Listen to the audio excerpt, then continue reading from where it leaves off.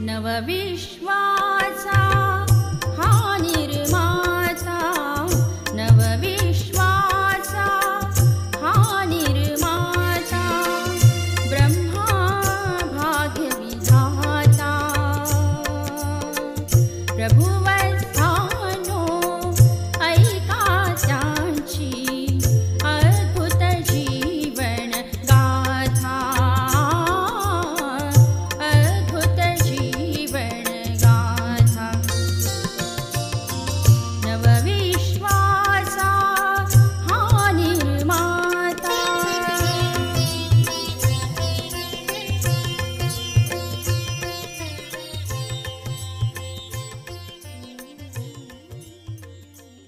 ओम शांती. श्रोते हो, आज आपण ब्रह्मा बाबांच्या जीवन कहाणीची 14वी कथा ऐकणार आहोत. कथेचे शीर्षक आहे ईश्वरी सेवेचे अनेक कार्यक्रम.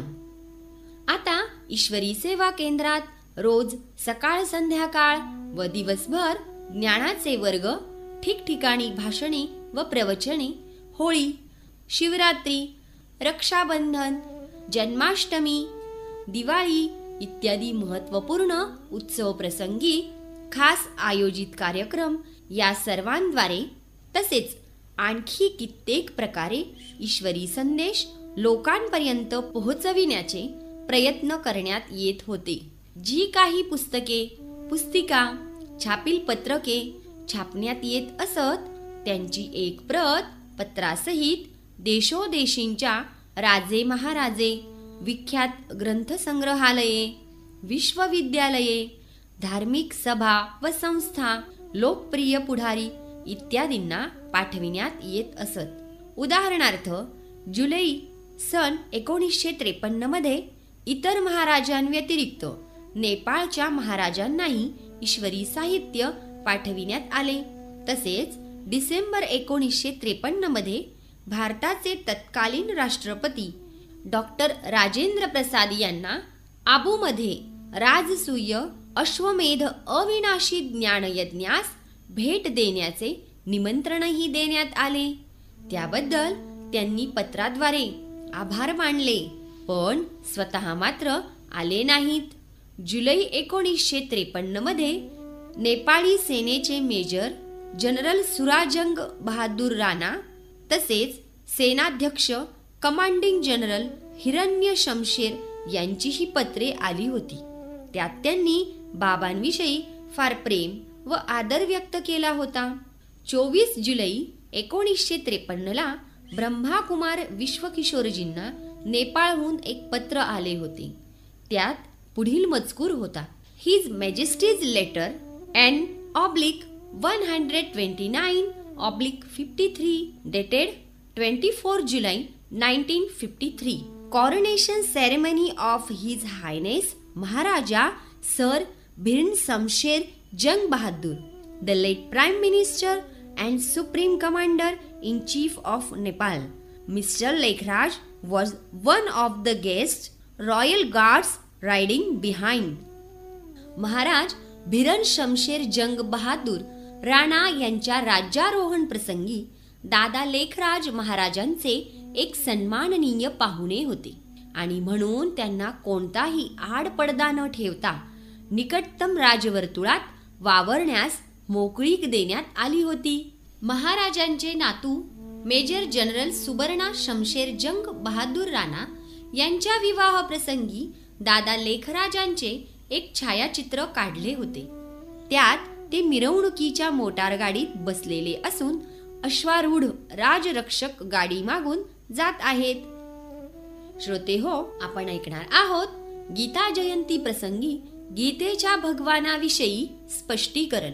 डिसेंबर 1953 मध्ये गीता जयंती प्रसंगी एक पुस्तिका हिंदी व इंग्रजीत छापून तिच्या प्रती आचार्य, विद्वान व सामान्य लोकांना वाटण्यात आल्या.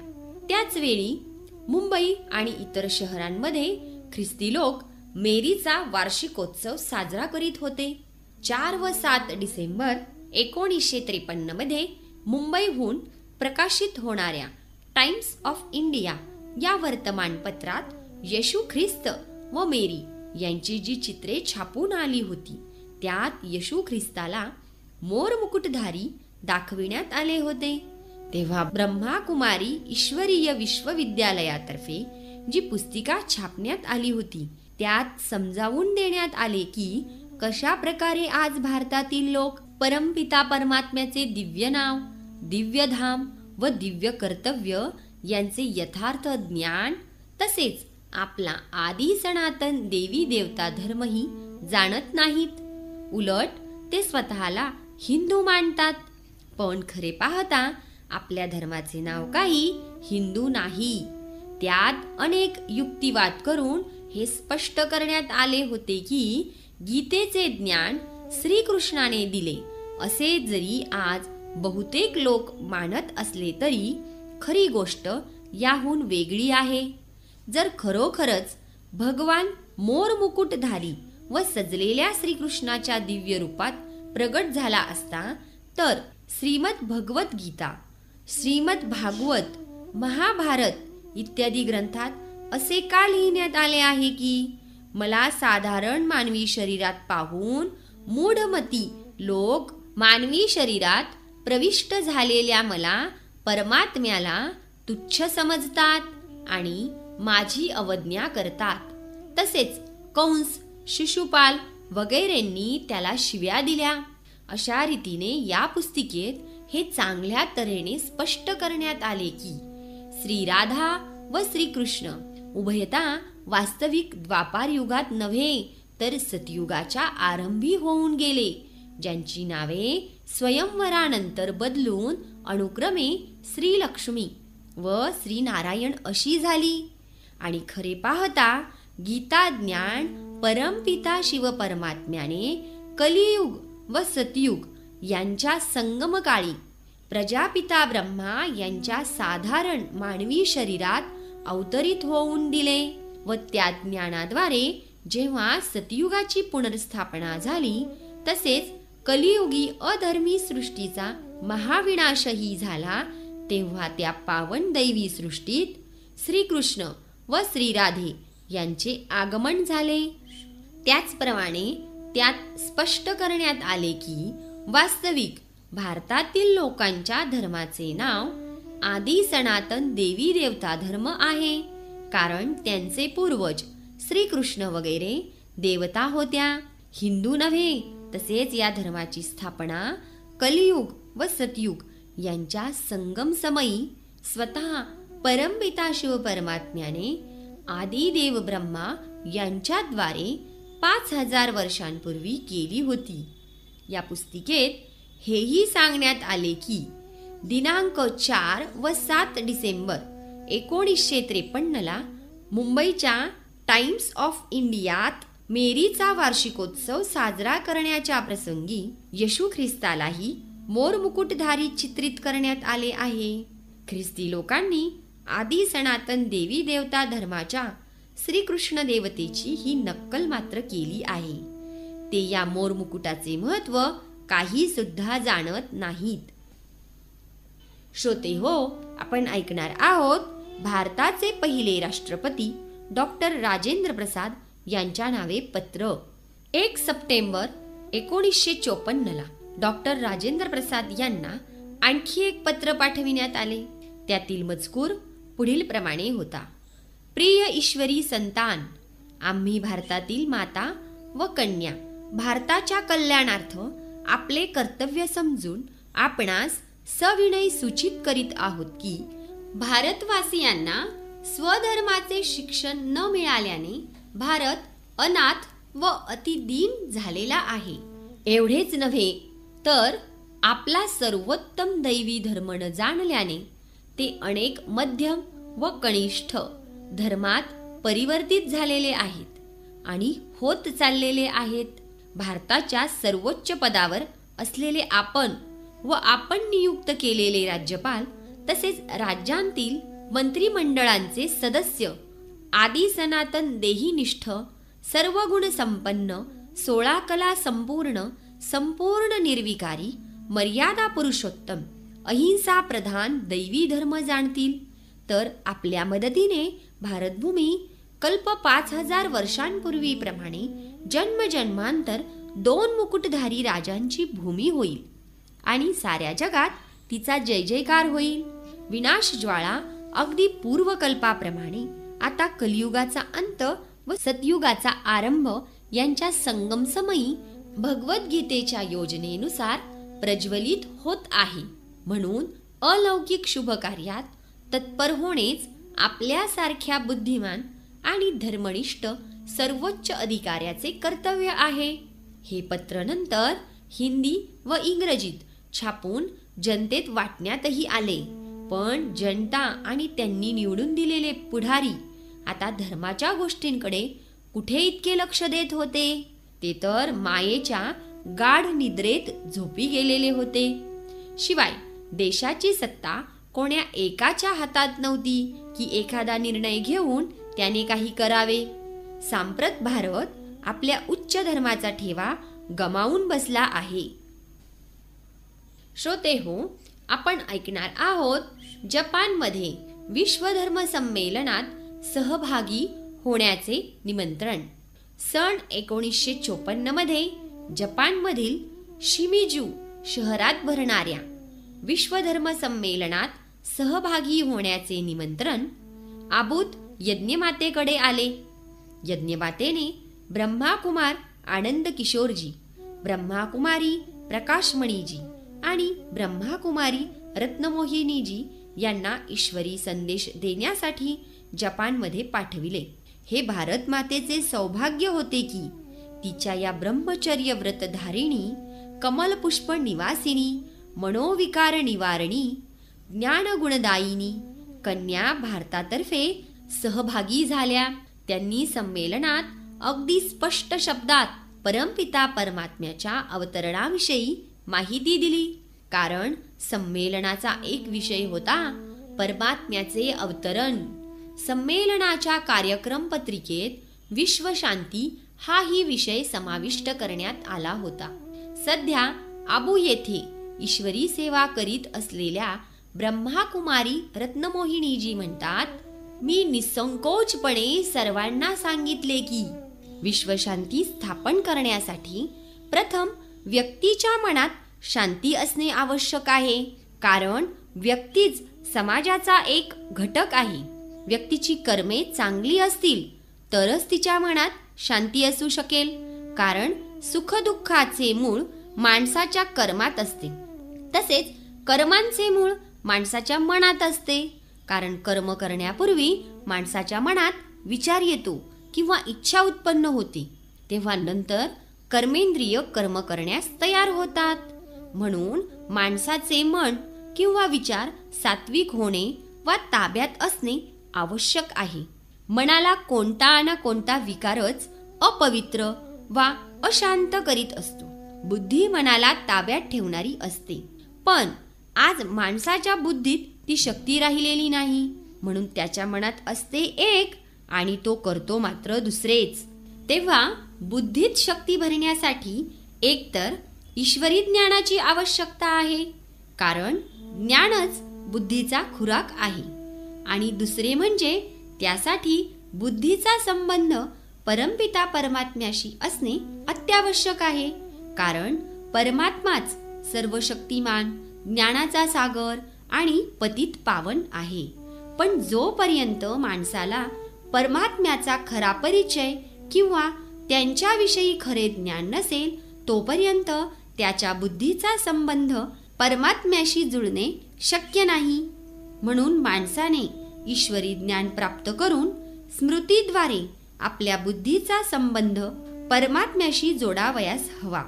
भारताचा हाच तो प्राचीन राजयोग होय, ज्यामुळे भारत एकेकाळी जगाचे एक आश्चर्य होता. हा योग स्वतः परमात्म्याने शिकविला होता, कारण तोच आपला खरा परिचय देऊ शकतो. आज पुन्हा तो भारताचे प्राचीन प्राया लुप्त ज्ञान देऊन व राजयोग शिकवून माणसाला पवित्र बनवित आहे व शांती देत आहे.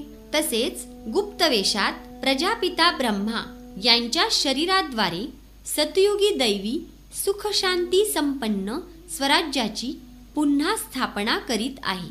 म्हणून आपण आता जागृत व्हा आणि ज्ञाननेत्रांद्वारे त्याला ओळखा. सध्याची लक्षणे पाहून विचार करा की ही काय धर्मग्लानीची वेळ नव्हे आणि आता त्या पतित पावन व विश्वशांतीचा संस्थापक असणाऱ्या परमपिता परमात्म्याने यावयास नको का? श्रोते हो, आपण ऐकणार आहोत विश्वशांतीसाठी पुढाऱ्यांना चिंता करण्याची जरूर नाही. मी सभेत स्पष्टपणे सांगितले की परमपिता परमात्मा सांगत आहे की विश्वशांती स्थापन करण्याची चिंता तुम्हाला नको, हे माझे काम आहे. यात तुम्ही मला सहकार्य द्या. तुम्हाकडून मला इतकेच सहकार्य हवे की तुम्ही स्वतः पवित्र व्हा आणि माझ्या स्मृतीत राहा, कारण आता मला पूर्णतः पवित्र सतयुगी दैवी सृष्टी स्थापन करावयाची आहे. विश्वात संपूर्ण शांती केवळ सतयुगातच असते आणि त्या विश्वाची किंवा युगाची स्थापना मी सृष्टीचा निर्माता स्वतः करवीत आहे. हे काम कोण्या माणसाचे नव्हे. म्हणून तुम्ही सर्व धार्मिक पुढारी स्वतः पवित्र व योगी व्हा. तसेच इतरांनाही आता पवित्र होण्याचा तसेच ईश्वराला स्मरण्याचा एकमात्र संदेश द्या. कारण विद्यमान काल विश्वाच्या इतिहासाचा अंतिम चरण आहे. त्यांना पुढे मी हेही सांगितले की अणु व हायड्रोजन बॉम्ब जगाच्या विनाशासाठी तयार करण्यात आलेले आहेत आणि तिसरे जागतिक महायुद्ध आपण कितीही प्रयत्न केला तरी थांबणे शक्य नाही, कारण त्याच्याद्वारे महाविनाश व्हायलाच हवा. आणि त्यानंतर जवळजवळ सर्व आत्म्यांना परमपिता परमात्मा त्यांची शांतीची इच्छा पूर्ण करण्यासाठी परत आपल्या धामास घेऊन जाईल आणि आसुरी मतांच्या विनाशामुळे या मनुष्य सृष्टीतही पूर्ण शांती नांदू लागेल. येथे मग फक्त एक दैवी धर्म, एक चक्रवर्ती दैवी मर्यादायुक्त राज्य आणि एक भाषा असेल. नंतर 2500 वर्ष ना कोणते युद्ध होईल आणि ना जगात अशांती माजेल. माझे हे अधिकारपूर्ण वक्तव्य ऐकून लोक आश्चर्यचकित होत. माझे म्हणणे त्यांच्या मनाला पटे, पण ते आचरणात आणण्याचा प्रयत्न एखादा विरळाच सौभाग्यशाली करी. ईश्वराचा परिचय करून देण्याचे माझे कर्तव्य मी पाळले हो. उद्या मग कोणी दोष द्यावयास नको की भगवंता तू साधारण मानवी वेशात आलास आणि ज्यांनी तुला ओळखून आपले जीवन श्रेष्ठ केले तसेच तुझ्याकडून अपार खजिना मिळविला, त्यांनी आम्हास सूचनाही दिली नाही आणि तुझा परिचयही करून दिला नाही. श्रोते हो, आपण ऐकणार आहोत जपानात शिवप्रतिमेचा उपयोग. ब्रह्मकुमारी प्रकाशमणीजी म्हणतात की जपानातील विश्वधर्म संमेलनात आम्ही एनाना यक्यो नामक एका धार्मिक संस्थेच्या निमंत्रणावरून सहभागी झालो होतो. त्या संस्थेचे अनुयायी व प्रचारक ज्या प्रकारची साधना करीत त्याकडे माझे विशेष लक्ष गेले, कारण त्यात ते एका अशा प्रतिमेचा उपयोग करीत जिचा उपयोग भारतीय लोकही करीत असतात. त्या लोकांच्या साधनेचा विधी असा होता की ते आपल्या पद्धतीने एका आसनावर बसत आणि आपल्या समोर थोड्या अंतरावर एक स्टँड ठेवून त्याच्या मध्यभागी एक अंडाकृती दगड ठेवीत. त्या दगडाला ते पवित्र मानत आणि त्यावर आपले डोळे म्हणजे दृष्टी स्थिर करून मन एकाग्र करण्याचा अभ्यास करीत. अशा प्रकारच्या अभ्यासाने आत्म्याचा परमात्म्याशी संबंध जुळतो अशी त्यांची श्रद्धा होती. आपल्या भाषेत ते ज्या शब्दांचा वापर करीत त्यांचा अर्थ हा होता की हा अभ्यास आत्मा आणि परमात्मा यांच्यामध्ये जणू काय एक पूल म्हणजे ब्रिज बांधण्याच्या हेतूने केला जातो. एनाना यक्यो हे त्यांच्या संस्थेचे नावही कदाचित हाच अर्थ सुचवित होता. एक दिवस त्या पंथाच्या अनुयायांना मी विचारले की आपण आपल्या साधना पद्धतीत या अंडाकृती दगडाचा उपयोग का करता आपण दुसऱ्या कोणत्या आकाराचा दगड का घेत नाही? या दगडाला आपण कोणाचे प्रतीक मानता? ते म्हणाले, याला आम्ही पवित्र मानतो. आमची ही साधनेची पद्धती येथे परंपरेने चालत आलेली आहे. या साधनेने आम्हास शांती मिळते. हा दगड कोणाचे प्रतीक आहे हे काही आम्हाला माहीत नाही. याविषयी कदाचित आमचे मान्यवर, प्रमुख किंवा संस्थापक काय ते सांगू शकतील. ज्या प्रतीकाचा हे लोक आपल्या साधनेत वापर करतात ती कोणाची प्रतिमा आहे इतकेही त्यांना माहीत नसावे हे बघून मला जरा विचित्रच वाटले. ते लोक अभ्यास संपल्यानंतर तो दगड स्टँडवरून काढून एका स्वच्छ व चांगल्या कपड्यात मोठ्या आदराने गुंडाळून ठेवीत आणि अभ्यासाच्या वेळी तो तितक्याच आदराने पुन्हा काढून त्याचा वापर करीत. परंतु त्याचे महात्म्य काय आहे याची त्यांना काहीच माहिती नव्हती. ब्रह्माकुमारी रत्नमोहिनीजी म्हणतात की मी एक दिवस याच विषयावर त्या संस्थेच्या प्रमुखांशीही चर्चा केली. आम्ही याला पवित्र मानतो. याहून अधिक ते सुद्धा सांगू शकले नाहीत. शेवटी ते मला म्हणाले की आपण हा प्रश्न ज्या अर्थी आम्हास विचारित आहात त्या अर्थी त्याच्या मागे आपला काही हेतू असावा. कदाचित आपण याविषयी जाणत असाव्यात. मी म्हटले, हो अवश्य. ही तर आपला, आमचा आणि साऱ्या जगभरच्या मनुष्यात्म्यांचा परमपिता परमात्म्याची प्रतिमा आहे.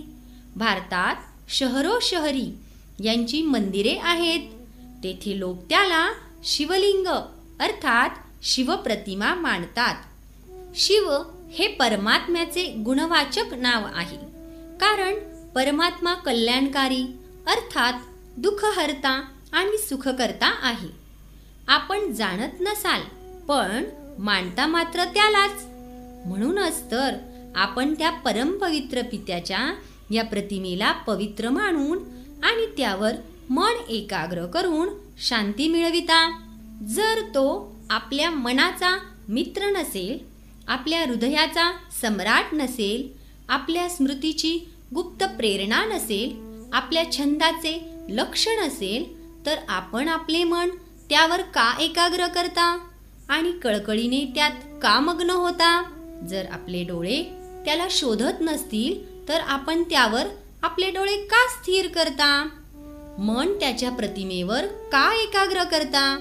जर ही प्रतिमा आपल्या स्मृतीची गुप्त प्रेरणा नसेल तर आपण याच आकाराचा दगड का निवडलात? जर आपण ईश्वराच्या या प्रतीकापासून पवित्रता इच्छित नसाल तर आपण याला पवित्र का मानता आणि याला आदराने कपड्यात गुंडाळून का ठेवता? बंधूंनो, हा दगड तर त्या परमप्रिय परमात्म्याची प्रतिमा आहे जो निराकार म्हणजे अशरीरी आहे. निराकाराचे प्रतीक असल्या कारणानेच आपण याला कपडे घालीत नाहीत. अन्यथा ही जर एखाद्या देवतेची मूर्ती असती तर आपण हिला पाण्याने धुवून पुसून कपडे अवश्य घातले असते. आमच्या या गोष्टी ऐकून त्यांना आनंद तर झालाच, पण त्यांना पहिल्यांदाच हे जाणण्यास मिळाले की भारतातील लोक याला परमपिता परमात्म्याची प्रतिमा मानतात.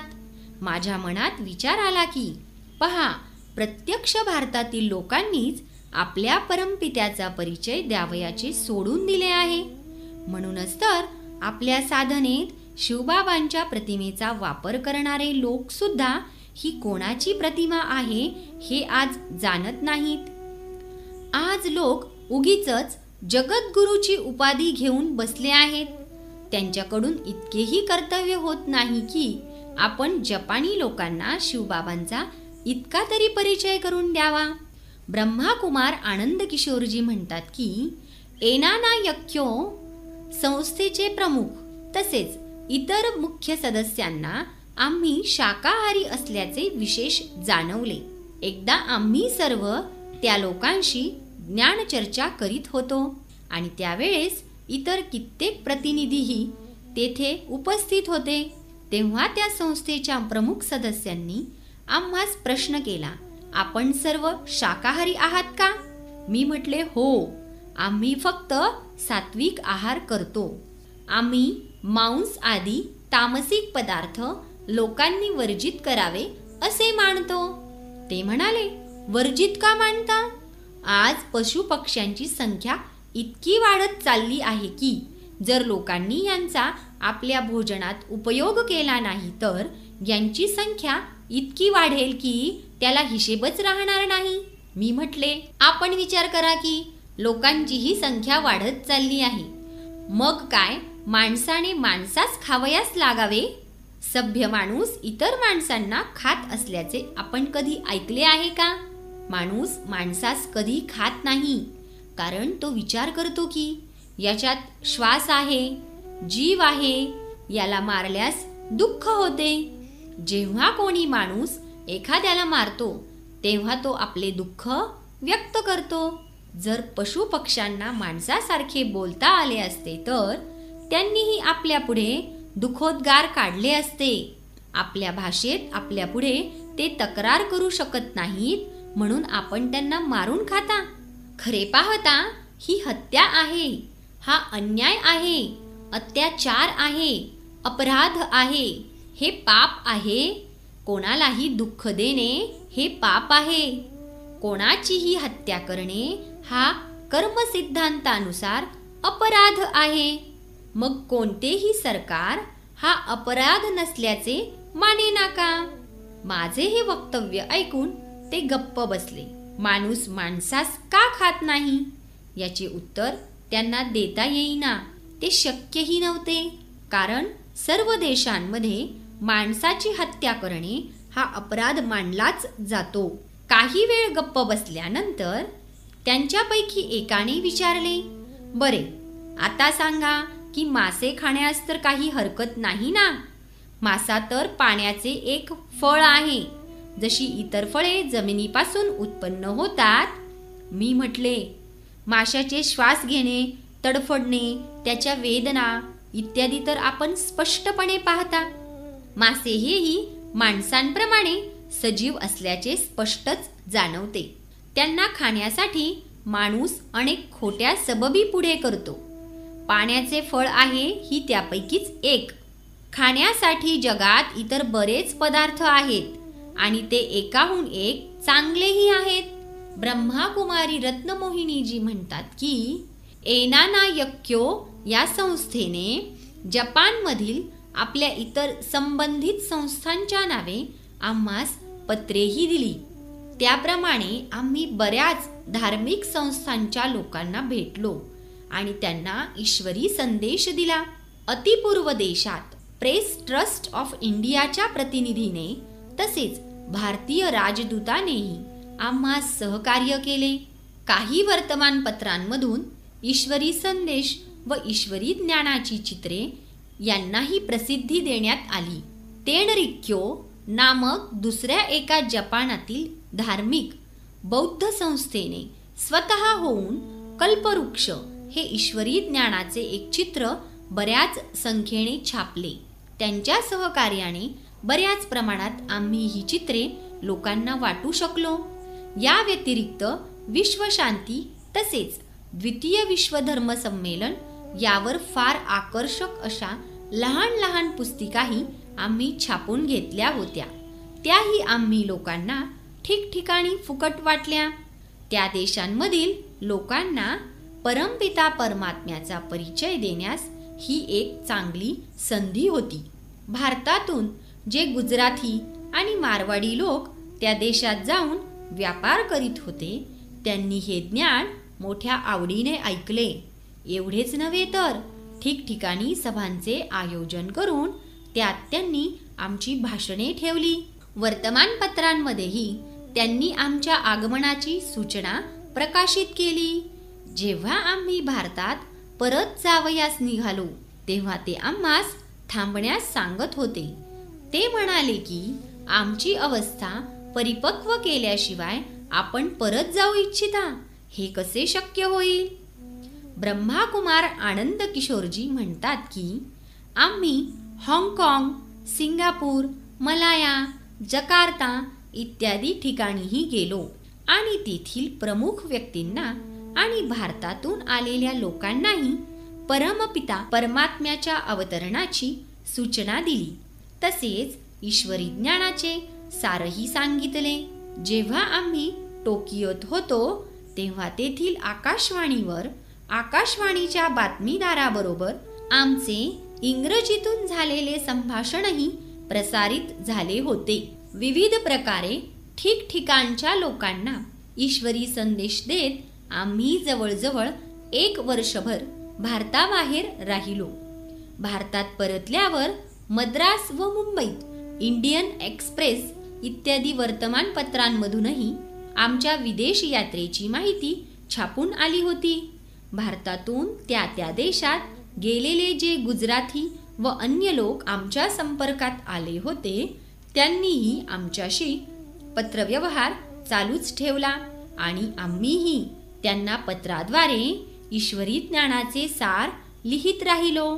त्यांच्याच तर्फे मुंबईत ईश्वरी सेवेचे कार्यही सुरू झाले होते. जपानमधील शिमिजू शहरात जे विश्वधर्म संमेलन भरले होते त्यावेळी 22 ऑक्टोबर 1954 मध्ये तेथील आयोजकांना आम्ही एक तार पाठवली होती. त्यातील सारांश हा होता की गीतेत दिलेल्या वचनानुसार आता परमपिता परमात्मा पुन्हा भारतात आदि सनातन देवी देवता धर्म स्थापन करीत आहे आणि विज्ञानाभिमानी लोक निकटच्या भविष्यात 5000 वर्षांपूर्वीप्रमाणे अणु व हायड्रोजन बॉम्बद्वारे अनेक तथाकथित धर्मांचा महाविनाश करतील. अशाच प्रकारचे एक स्पष्टीकरण वजापत्रही त्यांना लिहिण्यात आले की सत व त्रेता युगात भारतात श्री लक्ष्मी, श्री नारायण तसेच श्री सीता, श्रीराम आदी दैवी संप्रदायाचे राज्य होते आणि साऱ्या जगात एकच दैवी धर्म पृथ्वीवर होता. आज तो धर्म प्राया लुप्त झालेला आहे. त्याच्या जागी लोक हिंदू धर्म मानतात. म्हणून आता पूर्णतः पवित्रतेचा तो धर्म पुन्हा स्थापन करण्यासाठी परमपिता परमात्म्याचे अवतरण झालेले आहे. वरील तार व पत्र बऱ्याच प्रमाणात छापून त्यांचे वाटप करण्यात आले. विदेश यात्रेत वर्तमानपत्रांनीही बरेच सहकार्य दिले. उदाहरणार्थ टोकियोहून प्रसिद्ध होणाऱ्या फ्री प्रेस बुलेटिन या वर्तमानपत्राने आमच्याविषयी जी माहिती 22 मार्च 1955 ला छापली त्यात स्पष्ट उल्लेख केला होता की आता कलियुग जाऊन सतयुग येणार आहे असे हे लोक म्हणतात. याचप्रमाणे सिंगापूरच्या सिंगापूर स्टँडर्डने 1 नोव्हेंबर 1955 च्या अंकात आमच्या विदेश यात्रेच्या हेतूविषयी छापले होते. भारतात परतल्यावर मद्रासहून प्रकाशित होणाऱ्या इंडियन एक्सप्रेस व हिंदू या दैनिकांनीही आमच्याविषयी बातमी प्रसिद्ध केली आणि दिल्ली व मुंबईच्या वर्तमानपत्रांनीही आमच्याविषयीच्या बातमीला स्थान दिले. उदाहरणार्थ दिल्ली इंडियन एक्सप्रेसच्या संडे स्टँडर्ड या रविवारी प्रसिद्ध होणाऱ्या 8 नोव्हेंबर 1955 च्या अंकात ब्रह्माकुमारी भगिनींचे पूर्व देशाच्या यात्रेहून पुनरागमन या शीर्षकाखाली माहिती व छायाचित्रे छापून आली होती. तसेच जपानमधील विश्वधर्म संमेलनात दिलेल्या आमच्या भाषणाचा सारांश आमच्या छायाचित्रांसहित छापला होता. श्रोते हो, आपण ऐकणार आहोत चित्रकूटात अखिल भारतवर्षीय भक्तियोग दार्शनिक संमेलन.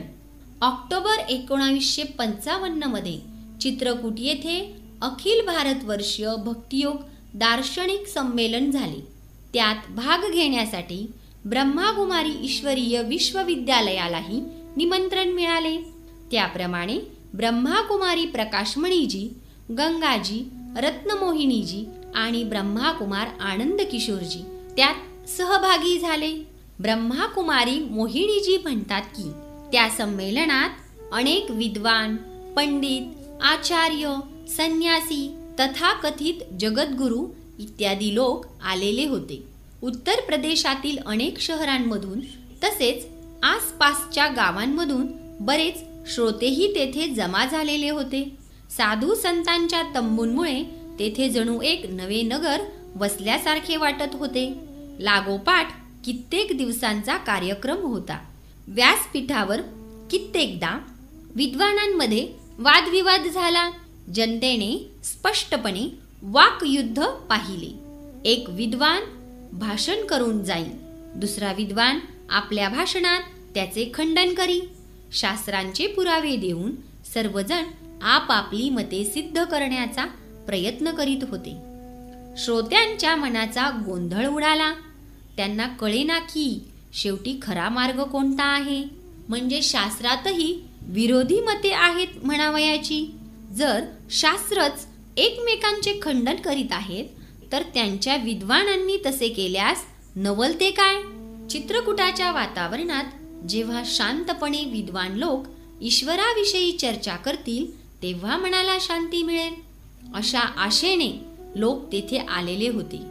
पण काही विद्वानांच्या मनात एकमेकांबद्दल आग भडकत असल्याचे त्यांनी पाहिले. कित्येक पंडितांना आपल्या पांडित्याचा भलताच अभिमान होता. काही विद्वानांना बोलण्यासाठी कमी वेळ दिल्याने ते रुष्ट झालेले होते. हे सर्व पाहिल्यावर लोकांमध्ये कुजबुज सुरू झाली की या संमेलनाचे आयोजक संत कृपालूजी यांनी आपल्या प्रसिद्धीसाठी तसेच आपले वर्चस्व प्रस्थापित करण्यासाठीच या संमेलनाचे आयोजन केलेले आहे. आयोजनाचा हेतू काही का असेना, पण एवढे खरे की श्रोत्यांना कोण्या एका सर्वोत्तम जीवन दर्शनाचा सरळ व सुनिश्चित शब्दात बोध काही झाला नाही. विद्वानांची क्लिष्ट भाषा, शास्त्रांचा तपशील आणि पांडित्याचे प्रदर्शन यात ते बिचारे तर खऱ्या ज्ञानप्राप्तीला मुकल्यासारखे झाले. एकदा तर मुद्द्यांवरून गुद्द्यांवर येण्याचा प्रसंग आला होता. कारण दोन प्रवक्त्यांमध्ये जी तेढ व विरोध निर्माण झाला त्यामुळे त्यांच्या अनुयायांमध्येही बाचाबाची सुरू झाली. पण प्रकरण लवकरच मिटविण्यात आले. आम्हाला तर कोणती वादग्रस्त गोष्ट सांगावयाचीच नव्हती. आम्हाला सरळ शब्दात ईश्वरी संदेशच द्यावयाचा होता. तोच आम्ही दिला. आमचे कर्तव्य पार पाडले. ठिकठिकाणांहून जे साधू, संन्यासी, परिव्राजक, आचार्य इत्यादी लोक आलेले होते त्यांनाही आम्ही वैयक्तिकरित्या भेटलो. तसेच त्यावेळी अखिल भारतवर्षीय भक्तियोग दार्शनिक संमेलन चित्रकूटात ईश्वरी ज्ञानोपदेश ही पुस्तिका छापून सर्वांना देण्यात आली. या संमेलनाच्या निमित्ताने संत कृपालूजींना 25 ऑक्टोबर 1955 आबोहून एक तारही पाठविण्यात आली होती. त्यातील मजकूर ऐकण्यासारखा आहे. या धर्मसंमेलनात सहभागी होणाऱ्या सर्व भारतवासी विद्वान, आचार्य, पंडित, संन्यासी इत्यादींना हा संदेश द्या की कोणालाही निराकार, ज्ञानसागर, सर्वशक्तिमान परमपिता शिवपरमात्म्याचे सत्य ज्ञान नाही.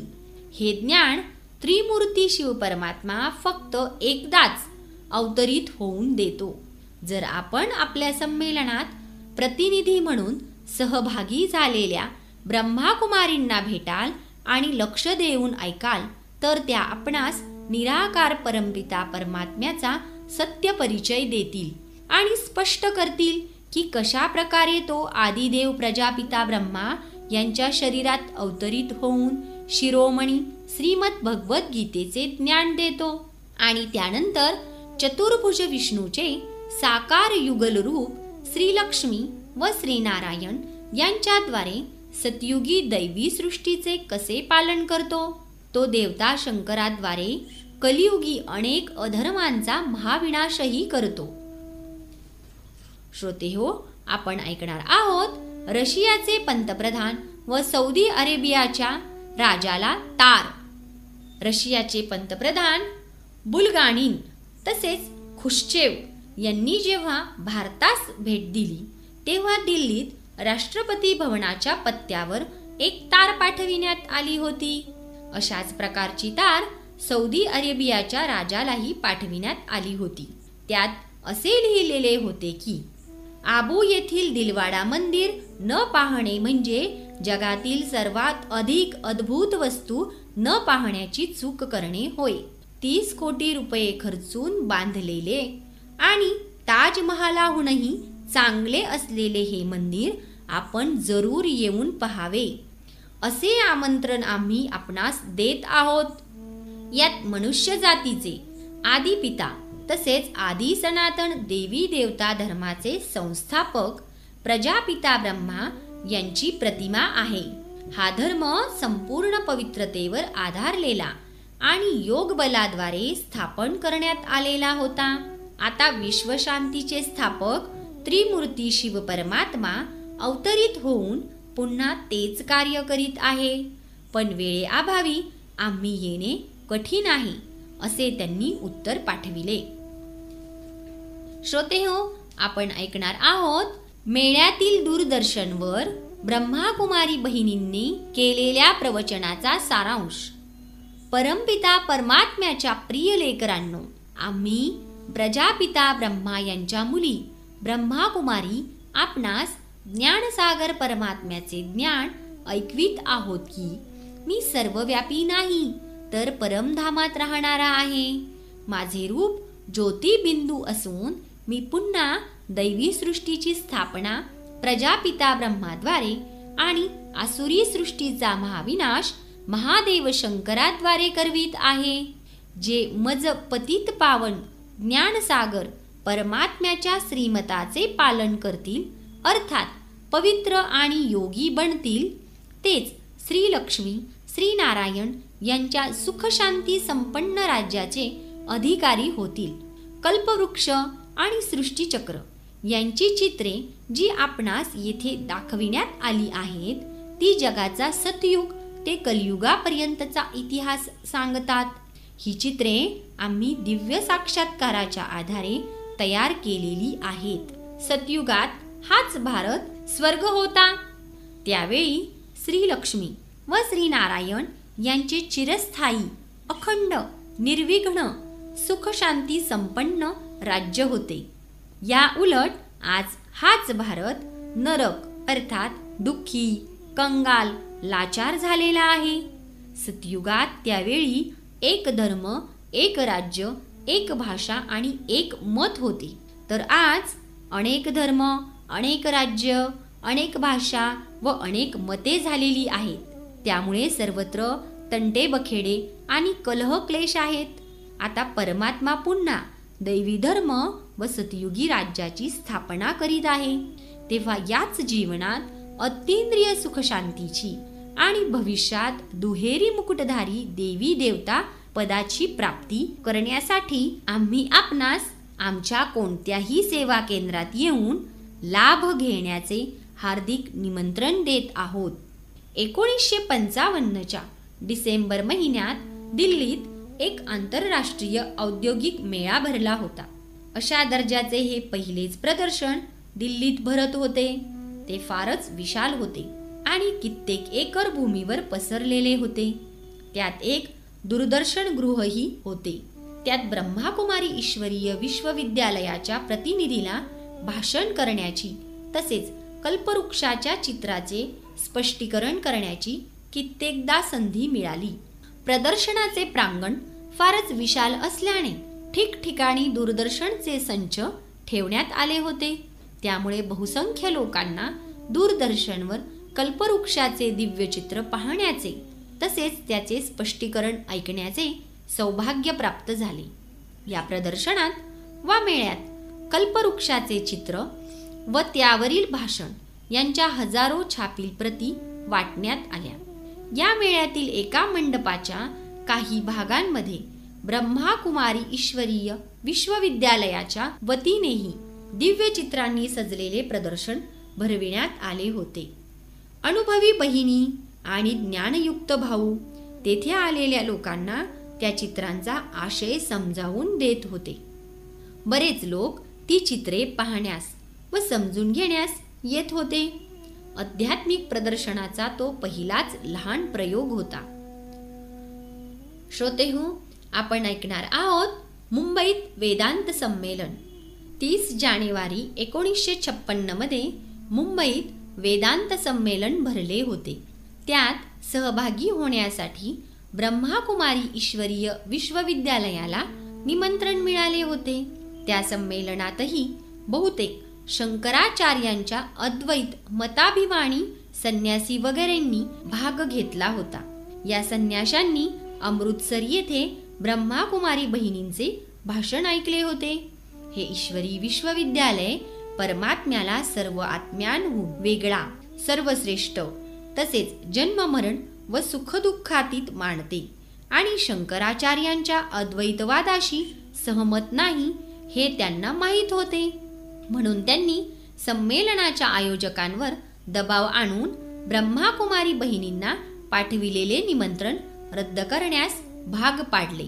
कोणतेही कारण न देता आबोहून आलेल्या ब्रह्माकुमारींना त्यांनी पूर्वी दिलेले लेखी निमंत्रण रद्द करण्यात आल्याचे आयोजकांनी कळविले.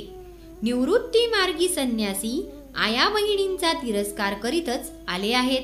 ते म्हणत असतात की स्त्रीला ओम म्हणण्याचाही अधिकार नाही. ब्रह्माकुमारी बहिणी गृहस्थाश्रमात राहूनही पवित्र जीवन व्यतीत करण्यावर भर देत होत्या. म्हणून केवळ विरोधापायी संन्याशांनी त्यांचे निमंत्रण रद्द करविले. पण ब्रह्माकुमारी ईश्वरीय विश्वविद्यालयाकडून लाभान्वित होणारे कित्येक लोक आयोजकांना भेटले आणि त्यांना म्हणाले की या बहिणींच्या उच्च अनुभवाचा फायदा जनतेला मिळाला पाहिजे. ज्या संन्याशांनी त्यांचे निमंत्रण रद्द करण्यासाठी दबाव आणला आहे त्यांना आमच्या वतीने जाब विचारा की शेवटी सर्वांना एकच आत्मा मानणाऱ्या अद्वैतवाद्यांमध्ये हे द्वैत का निर्माण झाले आहे. अखेर आयोजकांनी बहिणींचे भाषण ठेवण्याचाच निर्णय घेतला. व्यासपीठ प्रमुखाने व्यासपीठावरून बहिणींच्या नावाची घोषणा केली की त्यांनी येऊन आपले भाषण करावे. पण बहिणींना सूचना उशिरा मिळाल्याने नावाची घोषणा केल्यानंतर त्या पोहोचल्या आणि त्यांना व्यासपीठावर आदराने बसविण्यात आले. वेळ उरल्यास त्यांचे भाषण व्हावे असा विचार व्यासपीठ प्रमुखाचा होता. पण नेमक्या त्याच दिवशी तत्कालीन केंद्रीय मंत्री गुलजारी लाल नंदा यांचे भाषण होते आणि त्या दिवसाचा कार्यक्रम तर संपत आला होता. अशा रीतीने वेळेअभावी बहिणींचे भाषण काही झाले नाही. पण पूर्वी निमंत्रण मिळाल्यावर बहिणींनी जे भाषण तयार केले होते ते पुस्तिकेच्या रूपात छापण्यात आले होते. त्याच्याच प्रती त्या संमेलनात सर्वांना वाटण्यात आल्या. संमेलनात भारत साधू समाज स्थापन करण्याचा प्रस्तावही मंजूर करण्यात आला होता. संमेलन झाल्यावर ब्रह्माकुमारी ईश्वरीय विश्वविद्यालयाच्या वतीने एक तार केंद्रीय मंत्री गुलजारी लाल नंदा यांच्या नावे पाठविण्यात आली. त्यात लिहिले होते की पंचवार्षिक योजना आणि भारत साधू समाज याविषयी आम्ही ईश्वरी ज्ञानावर आधारित काही दृष्टिकोन सादर करू इच्छित आहोत. उत्तरादाखल त्यांनी 16 फेब्रुवारी 1956 तार पाठविली की उद्याच नवी दिल्लीच्या बिर्ला मंदिरात भरणाऱ्या बैठकीस आपण हजर राहावे. त्याप्रमाणे दुसऱ्या दिवशी ईश्वरी विश्वविद्यालयाचे प्रतिनिधी बैठकीत सहभागी झाले.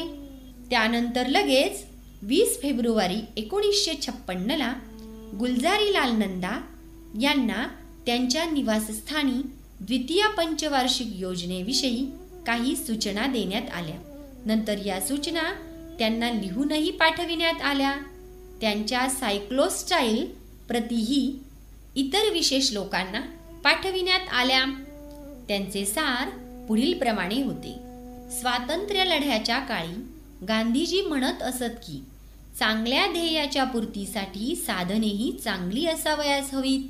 द्वितीय पंचवार्षिक योजनेच्या मसुद्याच्या भूमिकेत आपण लिहिले आहे की हा तयार करताना भारताची प्राचीन मर्यादा व संस्कृती जी अध्यात्मवादावर आधारित आहे तिचा विचार करण्यात आलेला आहे. पण या मसुद्यात तर तिची सर्वथा अवहेलना करण्यात आलेली आहे. उदाहरणार्थ, द्वितीय पंचवार्षिक योजनेत देशातील बेकारीच्या प्रश्नाकडे लक्ष जरूर देण्यात आले आहे, पण या गोष्टीकडे मात्र दुर्लक्ष करण्यात आलेले आहे की ज्या प्रमाणात सध्या लोकसंख्या वाढत आहे ते प्रमाण जर तसेच राहिले तर सरकारने हजारो प्रयत्न केले तरी बेकारीचा प्रश्न समूळ नष्ट करता येणे शक्य नाही. त्यासाठी कुटुंब नियोजनाची जरुरी आहे आणि त्याकरिता ब्रह्मचर्याची भावना जनमानसात दृढ करण्यासाठी शाळा महाविद्यालयांमधून आध्यात्मिक शिक्षण देणे अत्यावश्यक आहे. त्या शिक्षणाच्या दिव्य प्रभावाने पुढील पिढी केवळ स्वेच्छेने ब्रह्मचर्य अथवा संयम पाळेल एवढेच नव्हे तर तिच्या चारित्र्याचा विकासही असा होईल की चोरीमारी, भिक्षावृत्ती, लाचलुचपत, दरोडेखोरी इत्यादींचाही शेवट होईल. तेव्हाच मग एक सुखी समाज व चारित्र्य संपन्न राष्ट्र निर्माण होऊ शकेल. अशा रीतीने कदाचित ही पहिलीच धार्मिक संस्था असावी की जिने सरकारचे लक्ष कुटुंब नियोजन आणि त्यासाठी ब्रह्मचर्य यांकडे वेधले. सरकारला हेही दाखविण्यात आले की आज देशात गुन्हेगारीला आळा घालण्यासाठी आणि तुरुंगावर कोट्यवधी रुपये खर्च होत आहेत. भांडणे मिटविण्यासाठी कोट्यवधी रुपये न्यायालयांवर खर्च करण्यात येत आहेत आणि लोक वकील व कायदे यांच्या फेऱ्यात अडकून पडत आहेत. तेव्हा त्यांना सात्विक बनविण्यावर सरकार या एवढ्या मोठ्या राशीचा थोडासा अंश जरी खर्च करील तर देशाचे किती कल्याण होईल.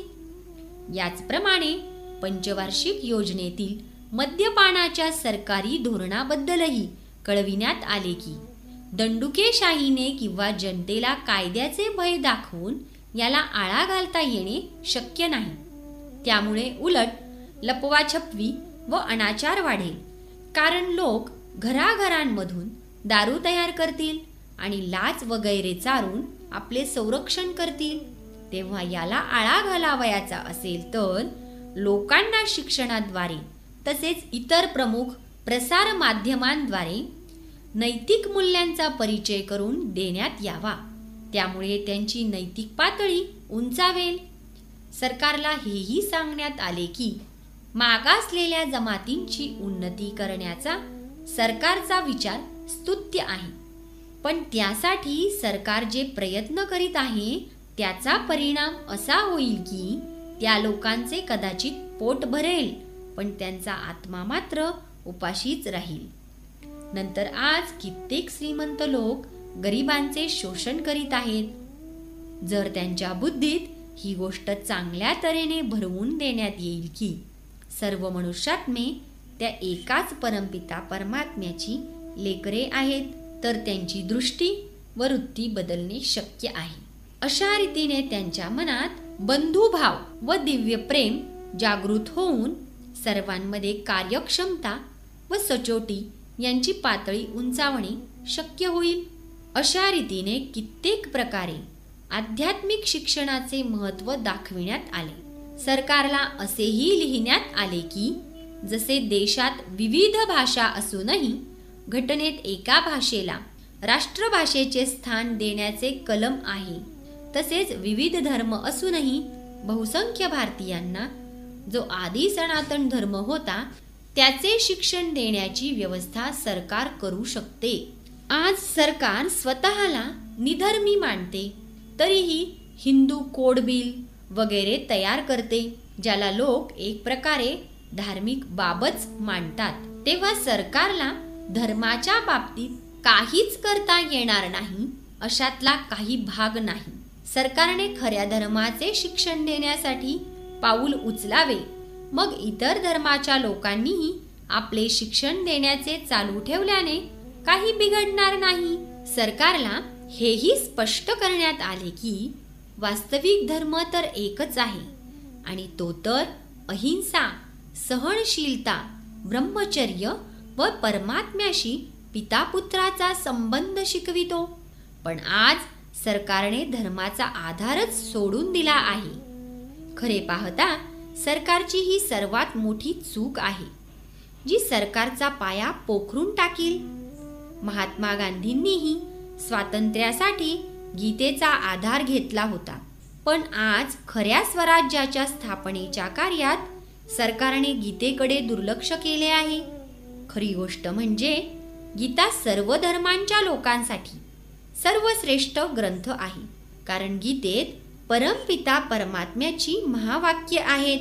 आज लोक गीतेतील महावाक्य देवता श्रीकृष्णाची आहेत असे मानतात, पण वास्तविक ती निराकार परमात्म्याची आहेत.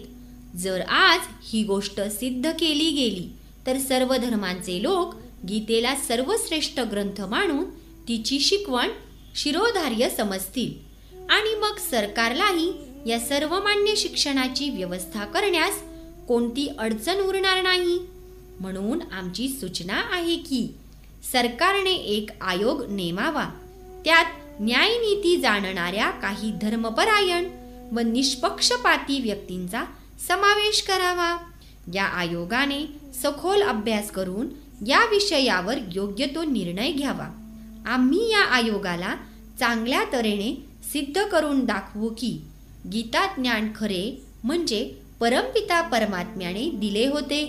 तेव्हा मग सरकारने भारताच्या कल्याणासाठी सर्व शैक्षणिक संस्थांमधून गीतेचे शिक्षण देण्याची व्यवस्था करावी. अशा रीतीने विविध प्रकारे जनतेला ईश्वरीय संदेश, शिक्षण, सावधपणाची सूचना वगैरे देण्यात येत होती. रोज बरेच नवे नवे लोक या ईश्वरी विश्वविद्यालयाच्या संपर्कात येऊन लाभ घेत होते. ब्रह्माकुमारी बहिणी तर आपापल्या अनुभवांच्या आधारे स्त्री पुरुषांना ईश्वरी ज्ञानाने लाभान्वित करण्याच्या तसेच त्यांचा संबंध ज्योतिस्वरूप परमपिता परमात्म्याशी जोडण्याच्या सेवेत तत्पर होत्याच. पण आता ईश्वरी सेवा कार्याला नवे वळण लागले. श्रोतेहो, आपण ऐकणार आहोत मातेश्वरी सरस्वतीजींचे जनतेच्या सेवार्थ कानपूर धरणीवर पदार्पण. आता आबूत मातेश्वरी सरस्वतीजींना ठिकठिकाणच्या जिज्ञासूंनी लिहिलेली अशी पत्रे येऊ लागली, ज्यात अत्यंत प्रेम, विनय व आदराने ही विनंती केलेली असावयाची की दिव्य गुणमूर्ती मातेने त्यांच्या गावी वा शहरी यावे व त्यांच्या जीवनातही दिव्य गुण भरावे. ते लिहित, माते, प्रिय माते, अतिमधुर माते, या शहरात आम्ही तुझी मुले बराच काळ तुझी वाट पाहत बसलो आहोत की आमची दिव्य माता आज येईल, उद्या येईल. माते, तू का बरे उशीर करीत आहेस?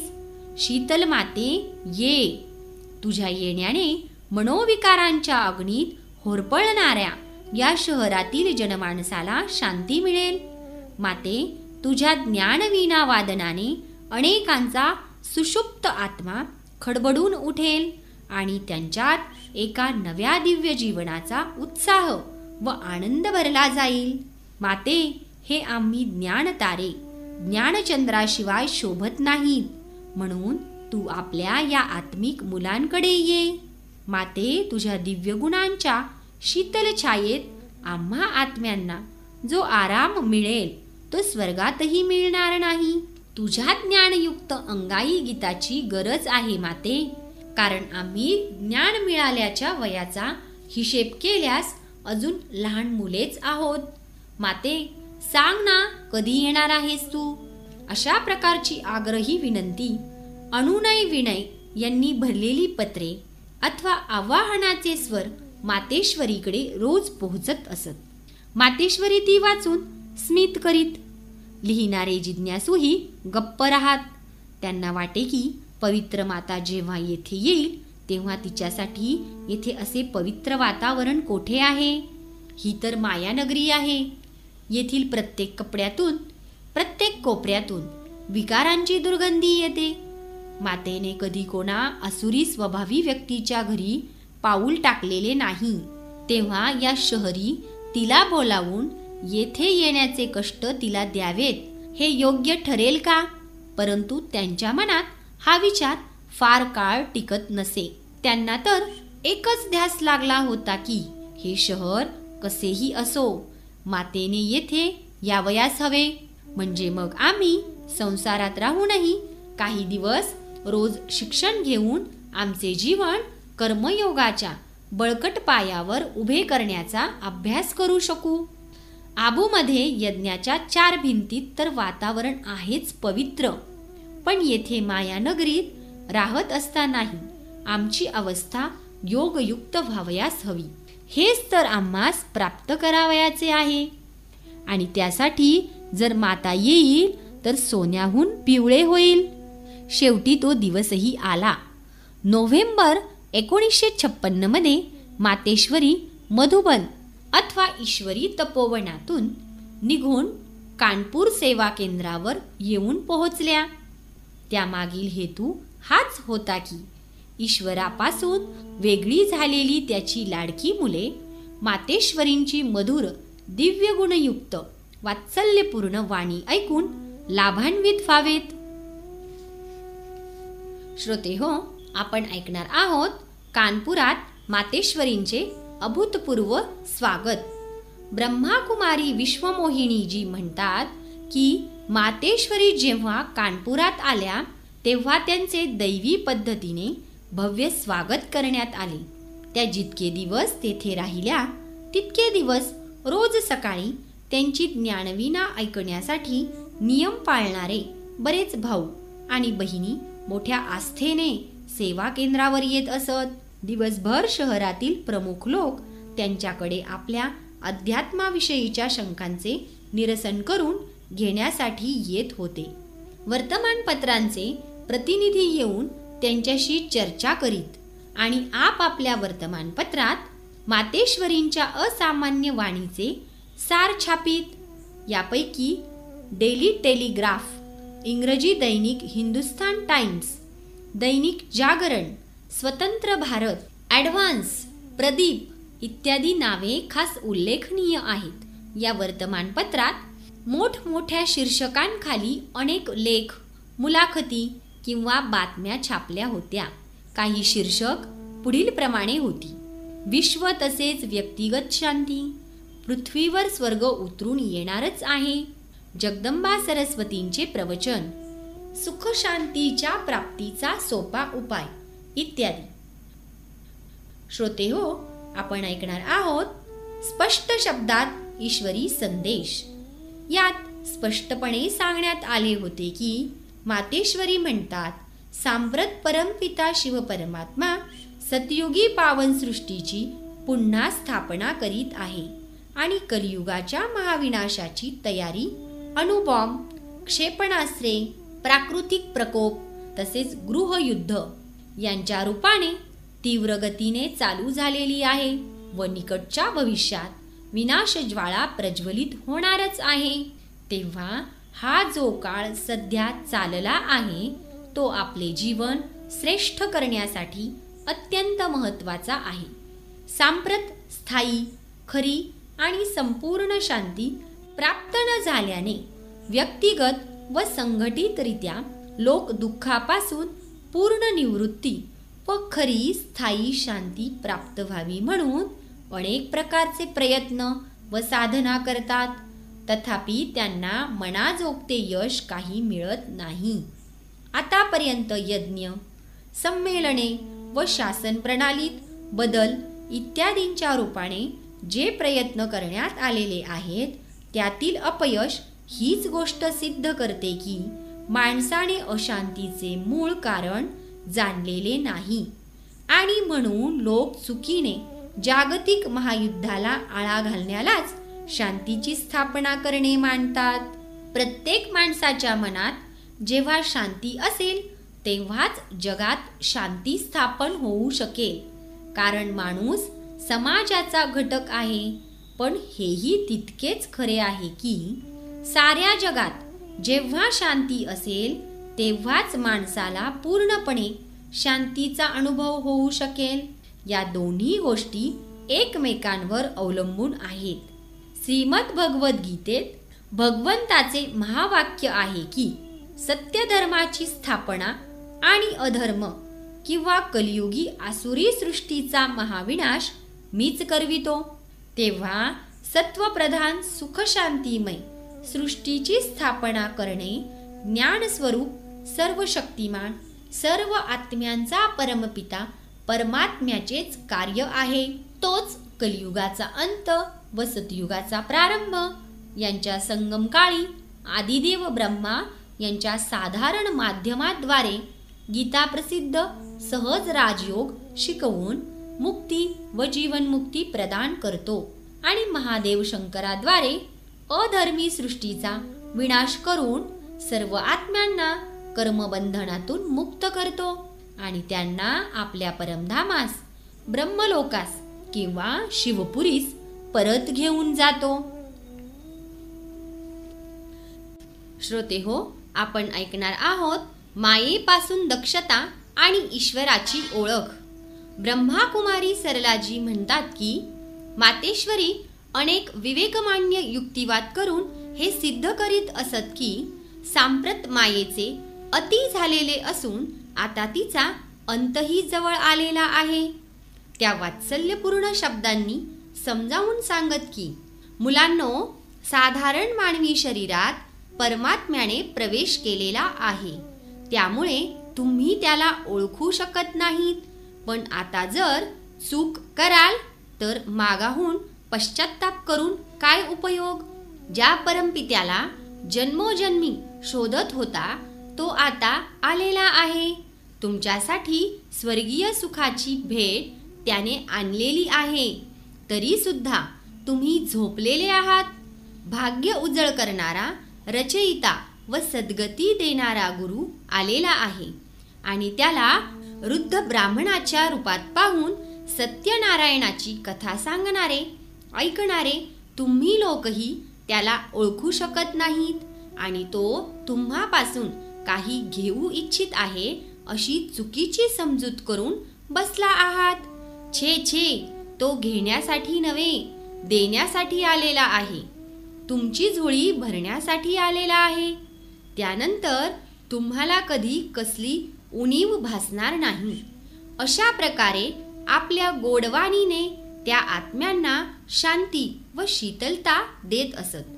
त्यांची आल्हाददायी शक्ती, त्यांचे गोड स्मित, त्यांचे प्रेमळ गोंजारणे, त्यांच्या मनातून बाहेर पडणाऱ्या आनंद व प्रेमाच्या लहरी असे शांत, पवित्र, दिव्य व हर्षोल्हासमय वातावरण बनवीत की अनेक जण आपोआप आई, गोड आई, तुझी शीतल सावली अशा प्रकारच्या लढिवाळ शब्दांनी त्यांना संबोधू लागत.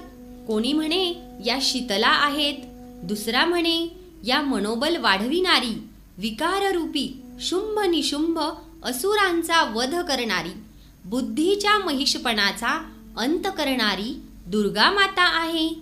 त्यांची ओजस्वी व प्रेमळवाणी सर्वांना असा अनुभव करवी की जणू काय त्यांचे पापताप समाप्त होत चालले आहेत. श्रोते हो, आपण ऐकणार आहोत कानपुरात मातेश्वरींच्या मधुर ज्ञानवीणेच्या मधुर स्वरलहरी. ब्रह्माकुमारी आत्म इंद्राजी म्हणतात की या प्रसंगी कानपुरात एका विशाल सभेचे आयोजन करण्यात आले होते. ते दृश्य अगदी पाहण्यासारखे होते. वातावरण फारच शांत होते. व्यासपीठही मोठ्या चांगल्या तऱ्हेने सजविलेले व बरेच उंच होते. शहरातील बरेच बुद्धिजीवी लोक तेथे आलेले होते. सर्व मातेश्वरीची प्रतीक्षा करीत बसले होते आणि ज्या प्रवेशद्वारातून मातेश्वरी सभेत येणार होत्या त्याकडे त्यांचे डोळे लागले होते. शेवटी सर्वांच्या लाडक्या मातेश्वरी येताना दिसल्या. त्यांच्या चालण्यात एक आगळेपणा होता. मुखकमल तर सदैव फुललेलेच असावयाचे. त्यांचे व्यक्तिमत्वही भव्य होते. त्यांचा आध्यात्मिक प्रभावही असा काही वेगळाच होता की त्यामुळे मनाला शीतलता व आनंद मिळत असे. तसेच पवित्रता व ईश्वर प्रेमासाठी प्रेरणा देत असे. त्यांना पाहताच सर्व लोक आपल्या जागी उठून उभे राहिले आणि त्या आता काय सांगतील याबद्दल वातावरणात एक कुतूहल निर्माण झाले. त्या पांढऱ्या शुभ्र आसनावर विराजमान झाल्यावर सर्व लोक त्यांची मधुरवाणी पूर्णतः लक्ष देऊन ऐकण्यासाठी उत्सुक झाले. व्यासपीठ प्रमुखही प्रथम गप्प बसून राहिले. कदाचित ते याच विचारात पडले असावेत की सरस्वती मातेचा परिचय त्यांच्या समोर कोणत्या शब्दात करून द्यावा. परंतु सरस्वती मातेच्या उपस्थितीमुळे त्यांच्याही वाणीचा प्रवाह अभूतपूर्वरित्या चालला. घोषणा झाल्यानंतर मातेश्वरी प्रथम गप्प राहिल्या. सरस्वतीही मौन होणे यामागेही काही रहस्य असावे. ज्ञान व योगाद्वारे प्राप्त होणारा आनंदच काही और असतो की त्याचे वर्णन ते काय करणार.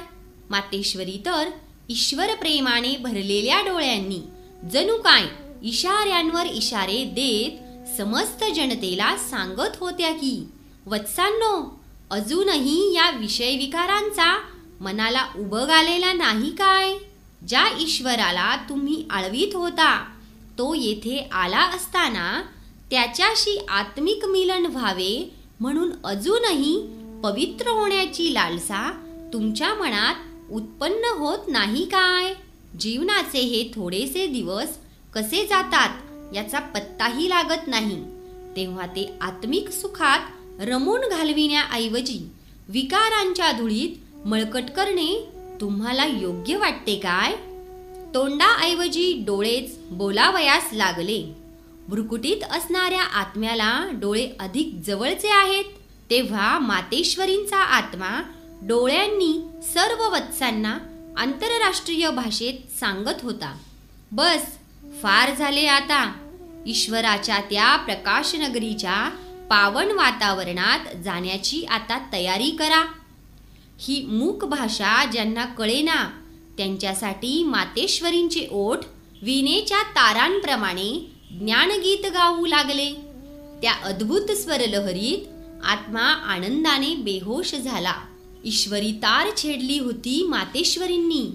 सर्व वत्स आत्मिक सुख अनुभवू लागले. जणू काय वाळवंटातील उन्हाळ्यात तहानलेल्या वाटसरूला थंड पाणी पाजून एखाद्याने त्याचे प्राण वाचवावेत. अलौकिक मातेकडून ज्ञानाचे मधुर अंगाई गीत ऐकून आत्म्यांना 5000 वर्षांनंतर खऱ्या प्रेमाचा अनुभव मिळाला. अशा रीतीने मातेश्वरींनी पहिल्यांदाच यज्ञाबाहेर पाऊल टाकून मधुर ज्ञानवीणेने जनमानसाला ईश्वरी संदेश दिला. आता तर निरनिराळ्या सेवा केंद्रांकडून त्यांना निमंत्रणे येऊ लागली की त्यांच्या येथेही येऊन त्यांनी आपल्या मधुर ज्ञानवीणा वादनाने आत्म्यांना जागृत करावे. तेव्हा ईश्वरी सेवेने लोकांचे कल्याण करण्यासाठी मातेश्वरींना दिल्लीस यावे लागले. श्रोतेहो, आपण ऐकणार आहोत मातेश्वरींचे दिल्लीत पदार्पण.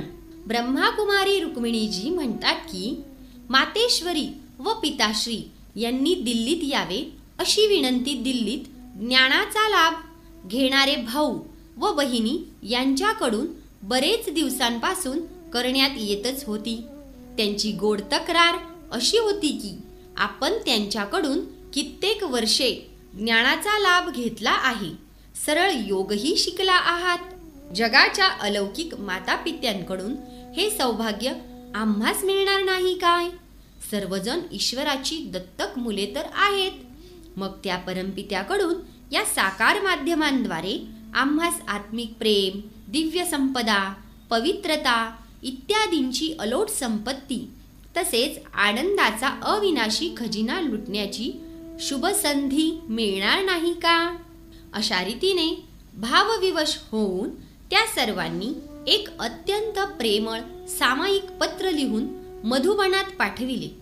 त्यात नम्रतेने विनविण्यात आले होते की जर मातापिता उभयतांना येता येत नसेल तर पिताश्रींनी निदान मातेश्वरींना पाठवून त्यांची जन्मोजन्मींची ज्ञानपिपासा तृप्त करण्याची कृपा करावी.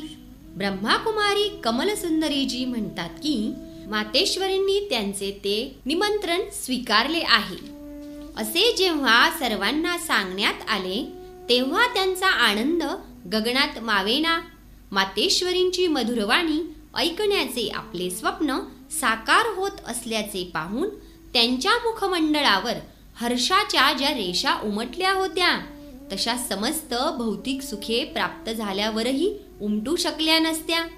मातेश्वरींकडून सम्मुख ईश्वरी ज्ञान ऐकून आपला जन्मोजन्मींचा मनावरील मळ धुतला जाईल याचा त्यांना आनंद होत होता आणि आपल्या आप्तमित्रांनाही मातेश्वरींच्या मनाला उजाळा देणाऱ्या प्रवचनांपासून लाभ व्हावा म्हणून प्रयत्न करण्याचेही त्यांनी ठरविले. तेव्हा खूप तयारी व्हावयास लागली आणि दिवस मोजता मोजता उत्सुकताही शिगेस पोहोचू लागली. जेव्हा तो दिवस येऊन ठेपला तेव्हा दिल्ली स्टेशनवर त्यांचे स्वागत करण्यासाठी ब्रह्मावत्स तेथे मोठ्या संख्येने उपस्थित राहिले होते. सर्वजण श्वेतवस्त्रधारी आणि हर्षित मुख. प्लॅटफॉर्मवरील इतर प्रवासी आणि त्यांना निरोप देण्यासाठी आलेले त्यांचे आप्तमित्र आश्चर्य करीत होते की आज आहे तरी काय, हे सर्वजण येथे का बरे जमा झालेले आहेत. त्यांच्या तोंडावर प्रश्नचिन्हही उमटलेले दिसत होते. ब्रह्माकुमार त्यांना काही ईश्वरी साहित्य देऊन मातेश्वरींचा परिचय करून देत होते. सर्वांना आनंदित पाहून त्यांच्याही तोंडावर आनंदाची चिन्हे दृगोच्चर होत होती. तेही उत्सुकतेने तेथेच उभे राहिले. साऱ्या वातावरणात एक अपूर्व खुशीची लहर पसरली होती आणि सर्वांचे डोळे गाडीच्या येण्याकडे लागलेले होते. ती पहा, गाडी झुकझुक करीत फलाटावर येत आहे. सर्वांचे डोळे मातेश्वरींना शोधित आहेत. मातेश्वरीही आपल्या डब्याच्या दारात मुलांना निहाळण्यासाठी स्मितहास्य करीत उभ्या आहेत. जेव्हा मातेश्वरींनी मुलांना भेटण्यासाठी दिल्लीच्या भूमीवर पदार्पण केले त्या सुखद क्षणांचे वर्णन कोणी करू शकेल काय. बस, सर्वांचे मन उल्हास व आपलेपणाने भरून येऊन हेच म्हणत होते, ही आमची माता आहे, आमची माता आली आहे. अरे, ही ज्ञानवीणावादिनी सरस्वती माता आहे. ही तीच होय जिला चित्रकार हंसवाहिनी, विद्यावरदायिनी इत्यादी रूपात चित्रित करतात. धन्य आहेत ते आमचे डोळे आणि सफळ आहेत आमच्या जीवनाचे हे क्षण की आम्हा दुरावलेल्या मुलांची मातेशी अलौकिक भेट झाली. अरे, किती भाग्यशाली आहोत आम्ही, ज्यांना मातेची ओळख पटली आहे.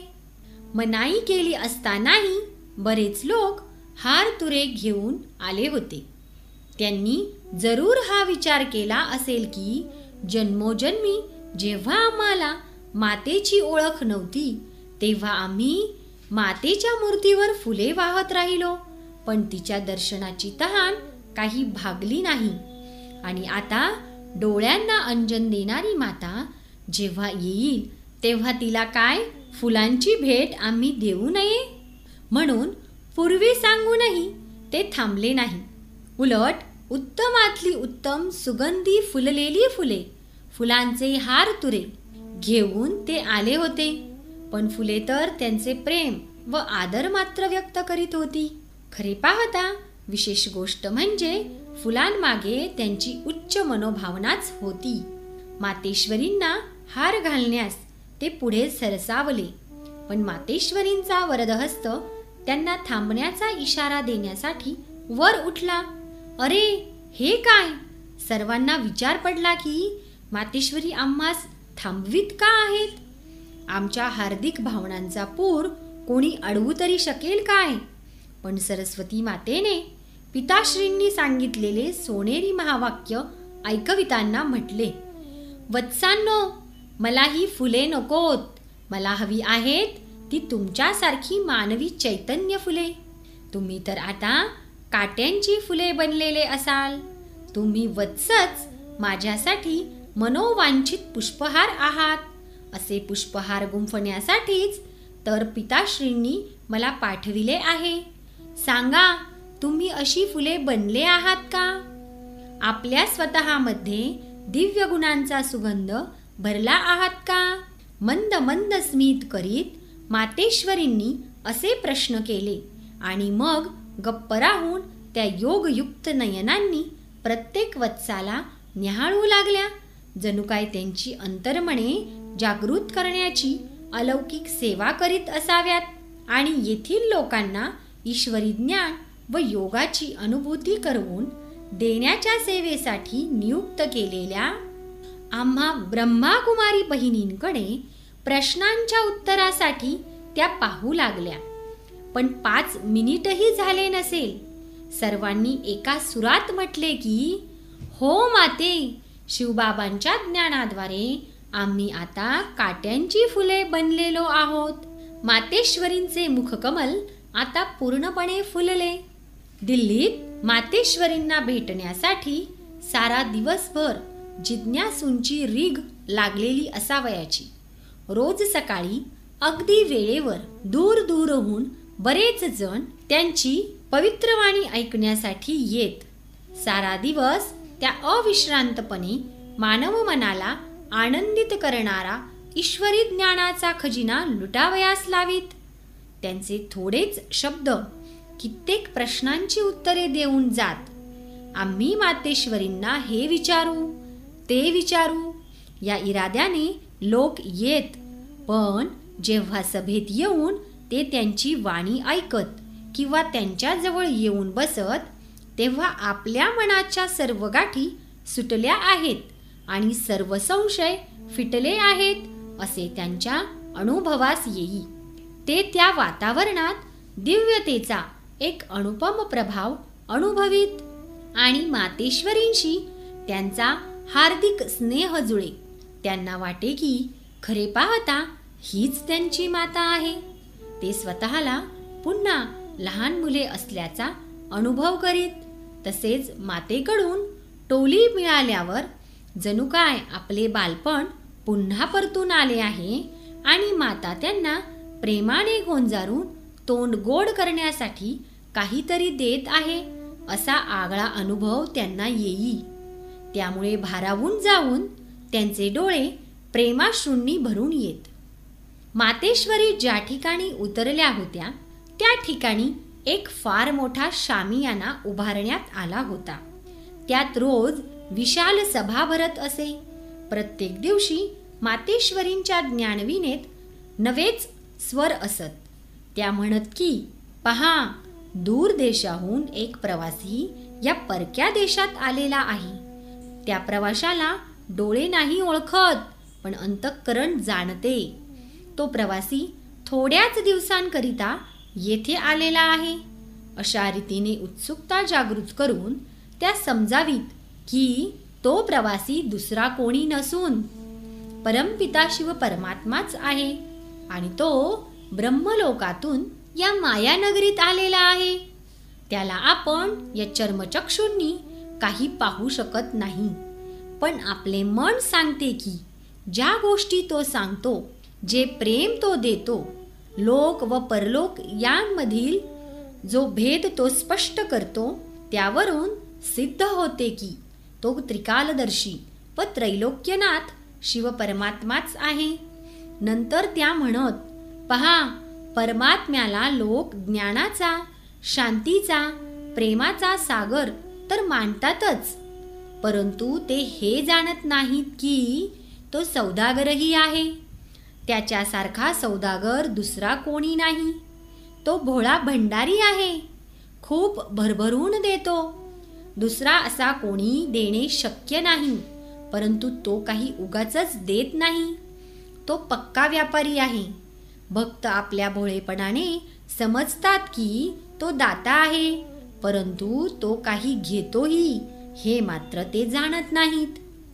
जर तो घेतल्याशिवायच देत असता तर सर्वांनाच त्याने दिले असते, पण असे तर नाहीच. तो म्हणतो की आपले दुर्गुण तुम्ही मला अर्पण करा, आपले मन मला द्या, तरच सर्व वरदानांनी तुमची झोळी मी भरून टाकीन. अशा प्रकारे नवनव्या तऱ्हेने त्या समजावून देत. त्या म्हणत, पहा बरे, आता बराच काळ निघूनही गेला आहे. तो प्रवासी येथे थोडेच दिवस तर असतो. त्यापैकी सुद्धा आता थोडेच दिवस बाकी उरले आहेत. या कलियुगी जगाला आग तर लागणारच आहे. शेवटी एक दिवस सर्व जळून खाक होणारच आहे. तेव्हा तुम्ही हे मनोविकार त्याच्या का स्वाधीन करीत नाहीत? तसे कराल तरच तो तुम्हाला आपल्या ईश्वरी खजिन्याने तृप्त करील. अरे, अशा सौदागराशीही तुम्ही सौदा करणार नाही काय? आता नाही तर मग कधी कराल? अशा प्रकारे मातेश्वरी जीवन पवित्र करण्यास आणि शिवबाबांशी योगयुक्त होण्यास प्रेरित करीत असत. नित्य नवा उत्साह, नवी उमेद भरत राहत. दिवस कसे जात काहीच पत्ता लागत नसे. त्यांचा परत जाण्याचा दिवसही येऊन ठेपला हेही कळले नाही. सर्वांचे मन म्हणे की आताच तर त्या आल्या होत्या. कोणी म्हणे, माते आता जाऊ नकोस. मातेश्वरी म्हणत, वत्स, बरे मग तुम्हीच चला माझ्या बरोबर. तेथेच राहा माझ्यापाशी. त्यांचे हे सांगणेच असे असावयाचे की कोणाला हो किंवा नाही म्हणता येत नसे. त्यामुळे सर्व खळखळून हसून उत्तर टाळीत. पण मातेश्वरींच्या जाण्याची गोष्ट ध्यानात येताच सर्वजणांना विचार येई, जोपर्यंत आपण जिवंत आहोत तोपर्यंत येथे सन्मुख ज्ञान ऐकत राहिल्यास किती बरे झाले असते.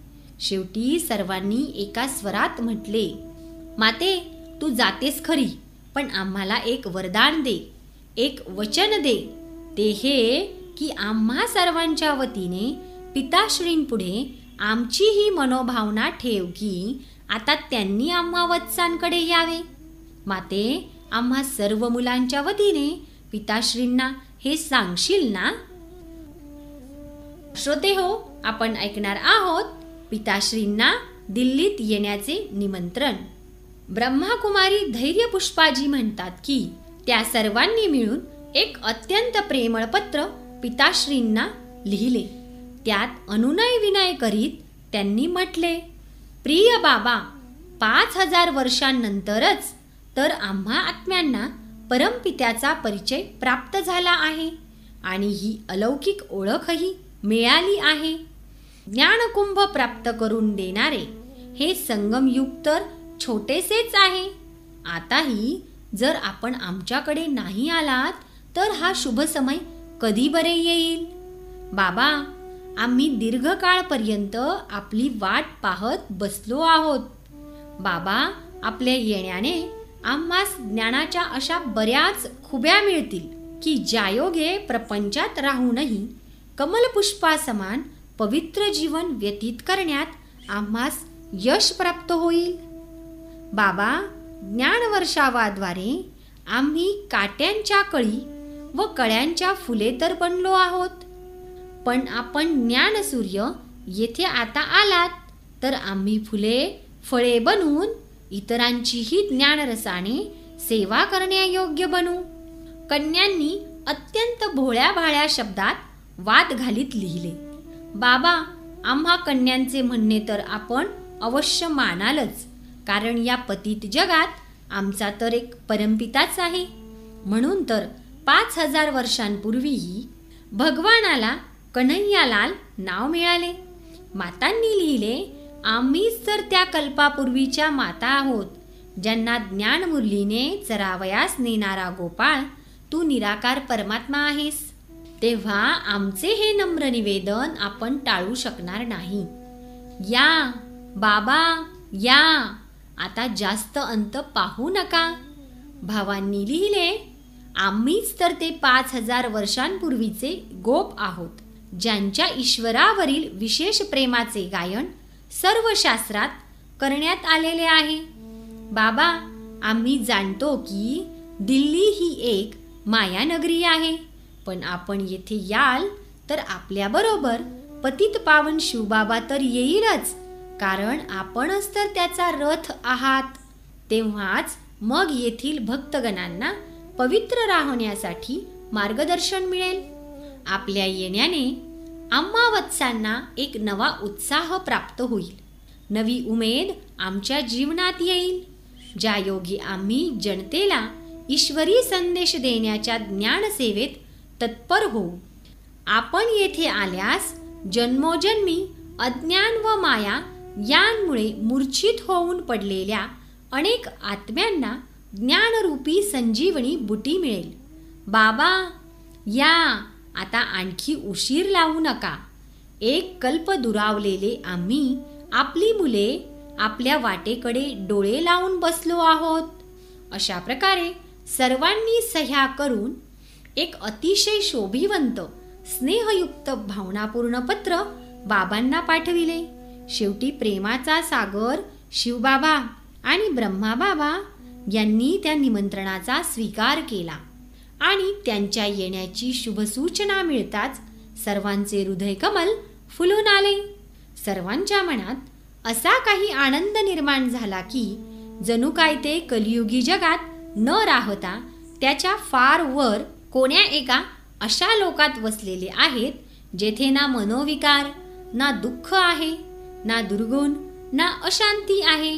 त्यांच्या आनंदाला पारावार नव्हता. बस आमचे प्राणप्रिय बाबा येणार आहेत या आठवणीतच सर्वांचे मन रमून गेले.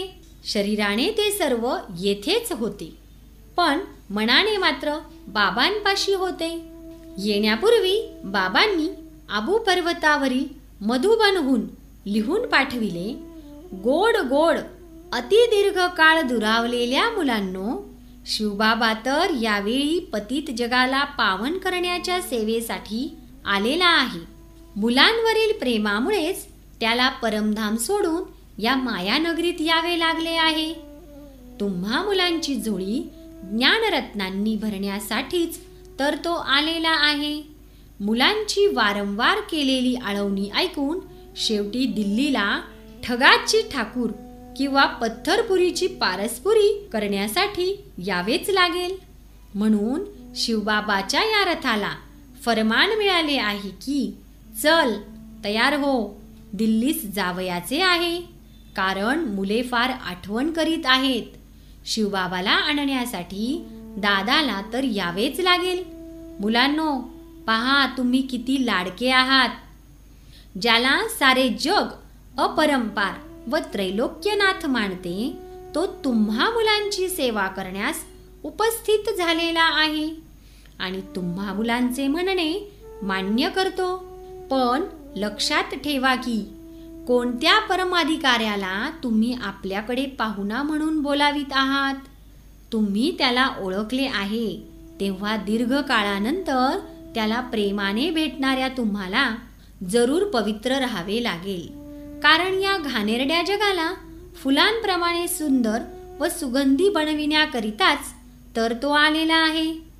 म्हणून सर्व नियम पाळून राहणे आवश्यक आहे. अवस्था ज्ञानयुक्त राखावयास हवी.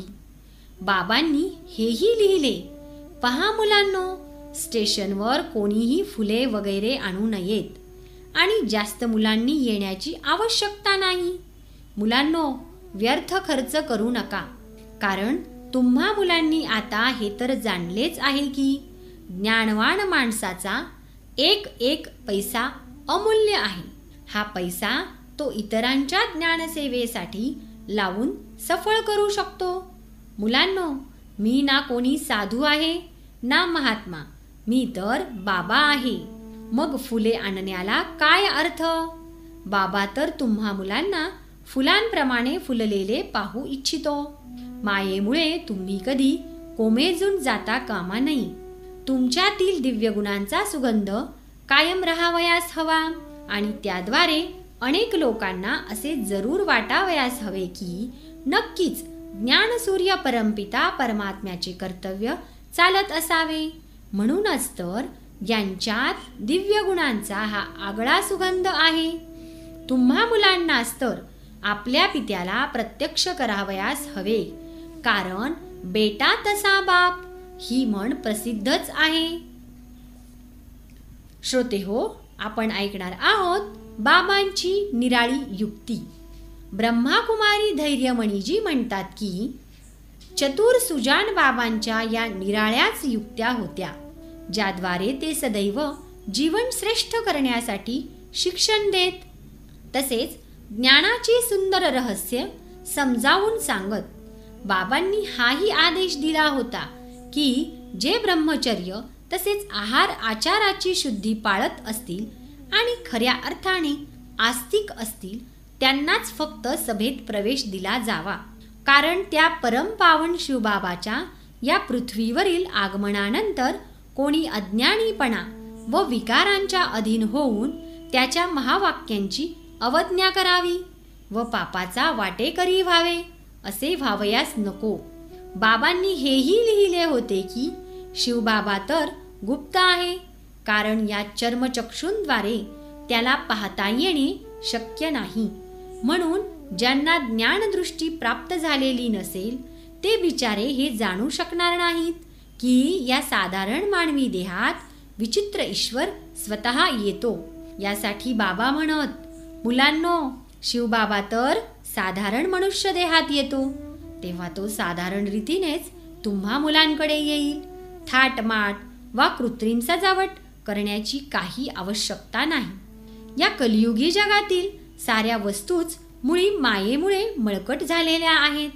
त्या नष्ट झालेल्या बाबा पाहत आहेत. म्हणून त्यांच्यातून मन काढून घेऊन आता आपणास आपले शांत परमधाम तसेच येथील प्रत्येक वस्तू स्वाभाविकरित्या अत्यंत सुंदर व सुखदायी असते ते वैकुंठधाम यांची आठवण यावयास हवी. श्रोते हो, आपण ऐकणार आहोत बाबांचे शुभागमन. शेवटी या कल्पातील तो अत्यंत शुभ क्षण येऊन ठेपला, जेव्हा सर्व प्राणांहूनही प्रिय राज्य भाग्याचा दाता दिव्य दृष्टी विधाता परमपिता परमात्म्याचे दिव्यरित्या स्वागत करण्याची सुवर्ण संधी मिळाली. आपली हृदये ज्ञानपुष्पांनी सजवून सर्वजण प्रिय बाबांना भेटले. जो साऱ्या सृष्टीला बगीचा बनविणारा बाबा आहे त्याला फुलांनी फुलेही अर्पित केली.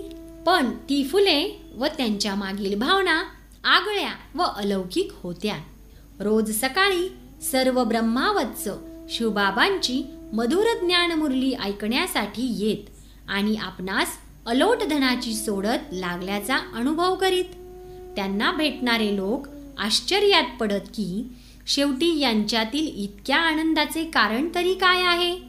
त्यांना काय माहीत की ज्ञानगुणसागर, प्रेमसागर, आनंदसागर परमात्मा या आत्म्यांची जन्मोजन्मींची ज्ञानपिपासा तृप्त करीत आहे आणि यांना अपार अतींद्रिय सुख देत आहे. बाबा रोज नवे गुह्य व रमणीय ज्ञान विज्ञान समजावून सांगत. थोड्याच दिवसात सर्वजणांना असा अनुभव होऊ लागला की त्यांचे आध्यात्मिक दौर्बल्य बऱ्याच प्रमाणात नाहीसे झालेले आहे. त्यांचे दूर न होणारे संस्कार सहजगत्या दूर झालेले आहेत. जणू काय ते नव्हतेच. ज्या मनोविकारांना ते अजिंक्य मानून बसले होते ते वास्तविक जणू कागदी वाघाप्रमाणे पूर्वीच मरून पडलेले होते अशी जाणीव त्यांना झाली. आ हा हा हा हा, जीवन असावे ते असे ज्यात ना दुःख आहे ना चिंता आणि जे ईश्वरी मस्तीने भरपूर तसेच विकारांपासून दूर व आगळे आणि प्रिय आहे. आता सर्वांना हा अनुभव आला की वास्तविक पवित्र होण्यासाठी घरदार सोडून जंगलात जाण्याची काही आवश्यकता नाही. बाबा आपल्या दिव्य प्रवचनात बहुधा हेच सांगत. मुलांनो, कर्मसन्यासी तर आपला संसार व व्यापार सोडून जंगलात निघून जातात. ते म्हणतात की स्त्रीच्या संगतीत राहून काम विकार जिंकणे अशक्य आहे आणि जगात राहून विकारांपासून दूर राहता येणे शक्य नाही. परंतु असा विचार करणे चूक आहे. आता तुम्ही या ईश्वरी ज्ञान व योग बळाद्वारे संसार करूनही पवित्र राहून दाखवा. यामुळे जगावर मोठे उपकार होतील पहा. तुम्हाला ईश्वरी ज्ञान देण्याच्या सेवेत ज्या ब्रह्माकुमारी बहिणी निमित्त आहेत त्यांना पवित्र राहण्याचा अधिकार न मिळाल्याने नाईलाजाने घर सोडावे लागले किंवा त्यांना अतिशय छळून हे पाऊल उचलण्यास भाग पाडले. अन्यथा गीतेचा भगवान तर शुद्ध प्रवृत्ती मार्गच स्थापन करण्यास येतो. तो काही घरदार सोडा हे सांगण्यास येत नाही, उलट तो घराचा स्वर्ग करण्यास येतो. तुम्ही सर्व कारभार करा, पण ज्या परमपित्याला तुम्ही बोलवीत होता की हे परमपिता तू ये आणि आम्हा पतितांना पावन कर, आता तो सांगत आहे की मुलांनो, आता मी आलो आहे. आता तरी हा विकारांचा घाणेरडा धंदा सोडा. पहा, तुमचे खरे स्वरूप तर आत्माच आहे ना, आणि प्रारंभी तुम्ही पवित्रच होता ना. तेव्हा जर तुमचा स्वधर्मच पवित्रता व शांती आहे तर मग त्यात स्थित होणे अशक्य का वाटावे. पण मुलांनो, हे शक्य तेव्हाच होईल जेव्हा तुम्ही आत्मनिष्ठ व्हाल आणि मज निराकार परमपिता शिवपरमात्म्याच्या स्मृतीत राहाल. योगाविना किंवा आत्मिक दृष्टी आत्मसात केल्याविना पवित्र राहणे अशक्य आहे. म्हणून तुम्ही योगयुक्त व्हा, मग पवित्र होण्याचे बळ तुम्हास आपोआप प्राप्त होईल. श्रोते हो, आपण ऐकणार आहोत विष पिणे व पाजणे बंद. बाबा म्हणत, मुलांनो, या विकारांनीच तर तुम्हाला जन्मोजन्मी त्रासून सोडलेले आहे. काम, क्रोध, लोभ, मोह, अहंकार, आळस या चांगल्या गोष्टी थोड्याच आहेत. तेव्हा जर तुम्ही यांच्याचमुळे दुःखी झालेले असाल तर तुम्ही यांना हाकलून का देत नाही. ज्याप्रमाणे कोणीही माणूस आपल्या घरातील केरकचरा सांभाळून ठेवू इच्छित नाही, तर मग तुम्ही यांना आपल्या मनात का ठेवले आहे.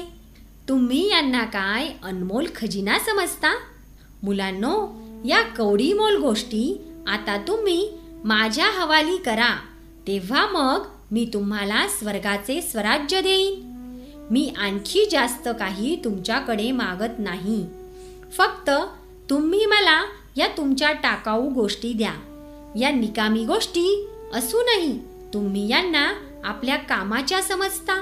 छे छे, यांनीच तर सारे काम बिघडून टाकले आहे. हे जग जे पूर्वी स्वर्ग होते, यांनीच तर ते नरक करून टाकले आहे. नंतर बाबा सांगत, पहा, काही लोकांचा अदलाबदल करण्याचा धंदा असतो.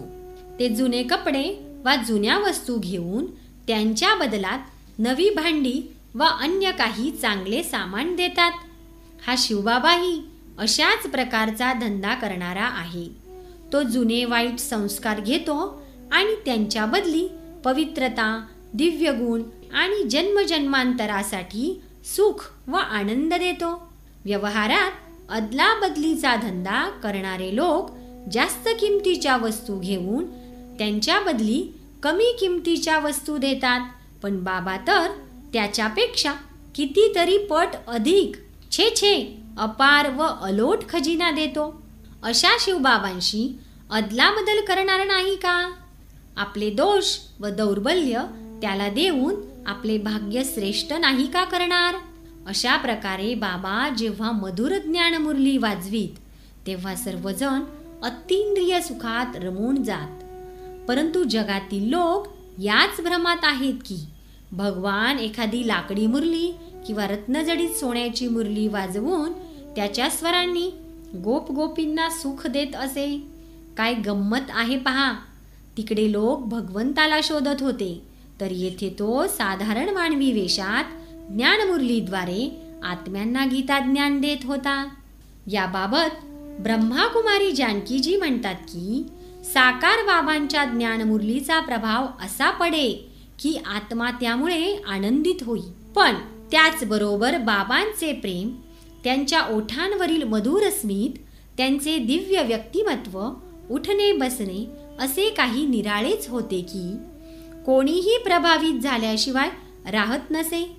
सर्वजण म्हणत की या वयात इतकी स्फूर्ती, असे पूर्ण स्वास्थ्य, असे ताठ बसणे, चेहऱ्यावर असे तेज, मस्तकात भ्रुकुटींच्या मध्ये स्पष्ट दिसणारा दिव्य प्रकाश, हे सर्व तर असे आहेत की ना आम्ही आजपर्यंत कोणाच्या व्यक्तिमत्वात पाहिले आहे ना होऊ शकतील. त्यांच्या मनातील निश्चयाचा पाया दृढ झाला की परमपिता शिव परमात्म्याचे हे साकार माध्यम आहे. कारण जी ज्ञानरत्ने, तिन्ही काळांची जी गुह्य रहस्ये, आत्म्याच्या जन्मोजन्मींची जी कहाणी इत्यादी गोष्टी त्यांच्या मुखकमलाद्वारे व्यक्त होत होत्या, त्या इतक्या बिनतोड तर्कांनी युक्त अशा दिव्य विवेकाला धरून होत्या आणि अशा सत्य की दुसरा कोणी कोणत्याही परिस्थितीत अशी रहस्य उघड करू शकला नसता. बाबांकडून अपार प्रेम व लाड मिळाल्याने, तसेच त्यांच्या पितृवत वागण्याने सर्वांना ही जाणीव झाली की आत्म्यांचा अलौकिक पिता तर हे ब्रह्मा बाबाच आहेत आणि पारलौकिक परमपिता शिव परमात्माही त्यांच्या शरीररूपी रथात विराजमान आहे. अशा रीतीने दृढ निश्चयी सर्व ज्ञानमार्गाने जाऊ लागले. आता सर्वजण आपल्या स्वतःच्या अनुभवाने मानावयास लागले होते की हे बाबा जगताचे पिता आहेत, हे तेच ब्रह्मा बाबा आहेत जे कल्पापूर्वीही अशी सृष्टी निर्माण करण्यास निमित्त झाले होते. त्यांच्यात अपार प्रेम आणि संपूर्ण पवित्रताही होती. बाबांच्या संपर्कात आल्याने, सर्व ज्ञानचक्षु प्राप्त झाल्याने त्यांचे मन आता वारंवार स्वतःस बजावू लागले. अरे म्हणा, या शरीरात तर भगवान आलेला आहे, मी स्वतः त्याला पाहिले आहे. आ हा हा, किती सौभाग्यशाली आहे मी. पण हे किती विचित्र आहे की जगातील अन्य लोक अज्ञान निद्रेत गाढ झोपलेले आहेत. बाबांच्या वाणीत इतके ओज व बल असावयाचे की काही विचारू नका. गोष्ट अगदी सरळ मनाला जाऊन भिडावयाची.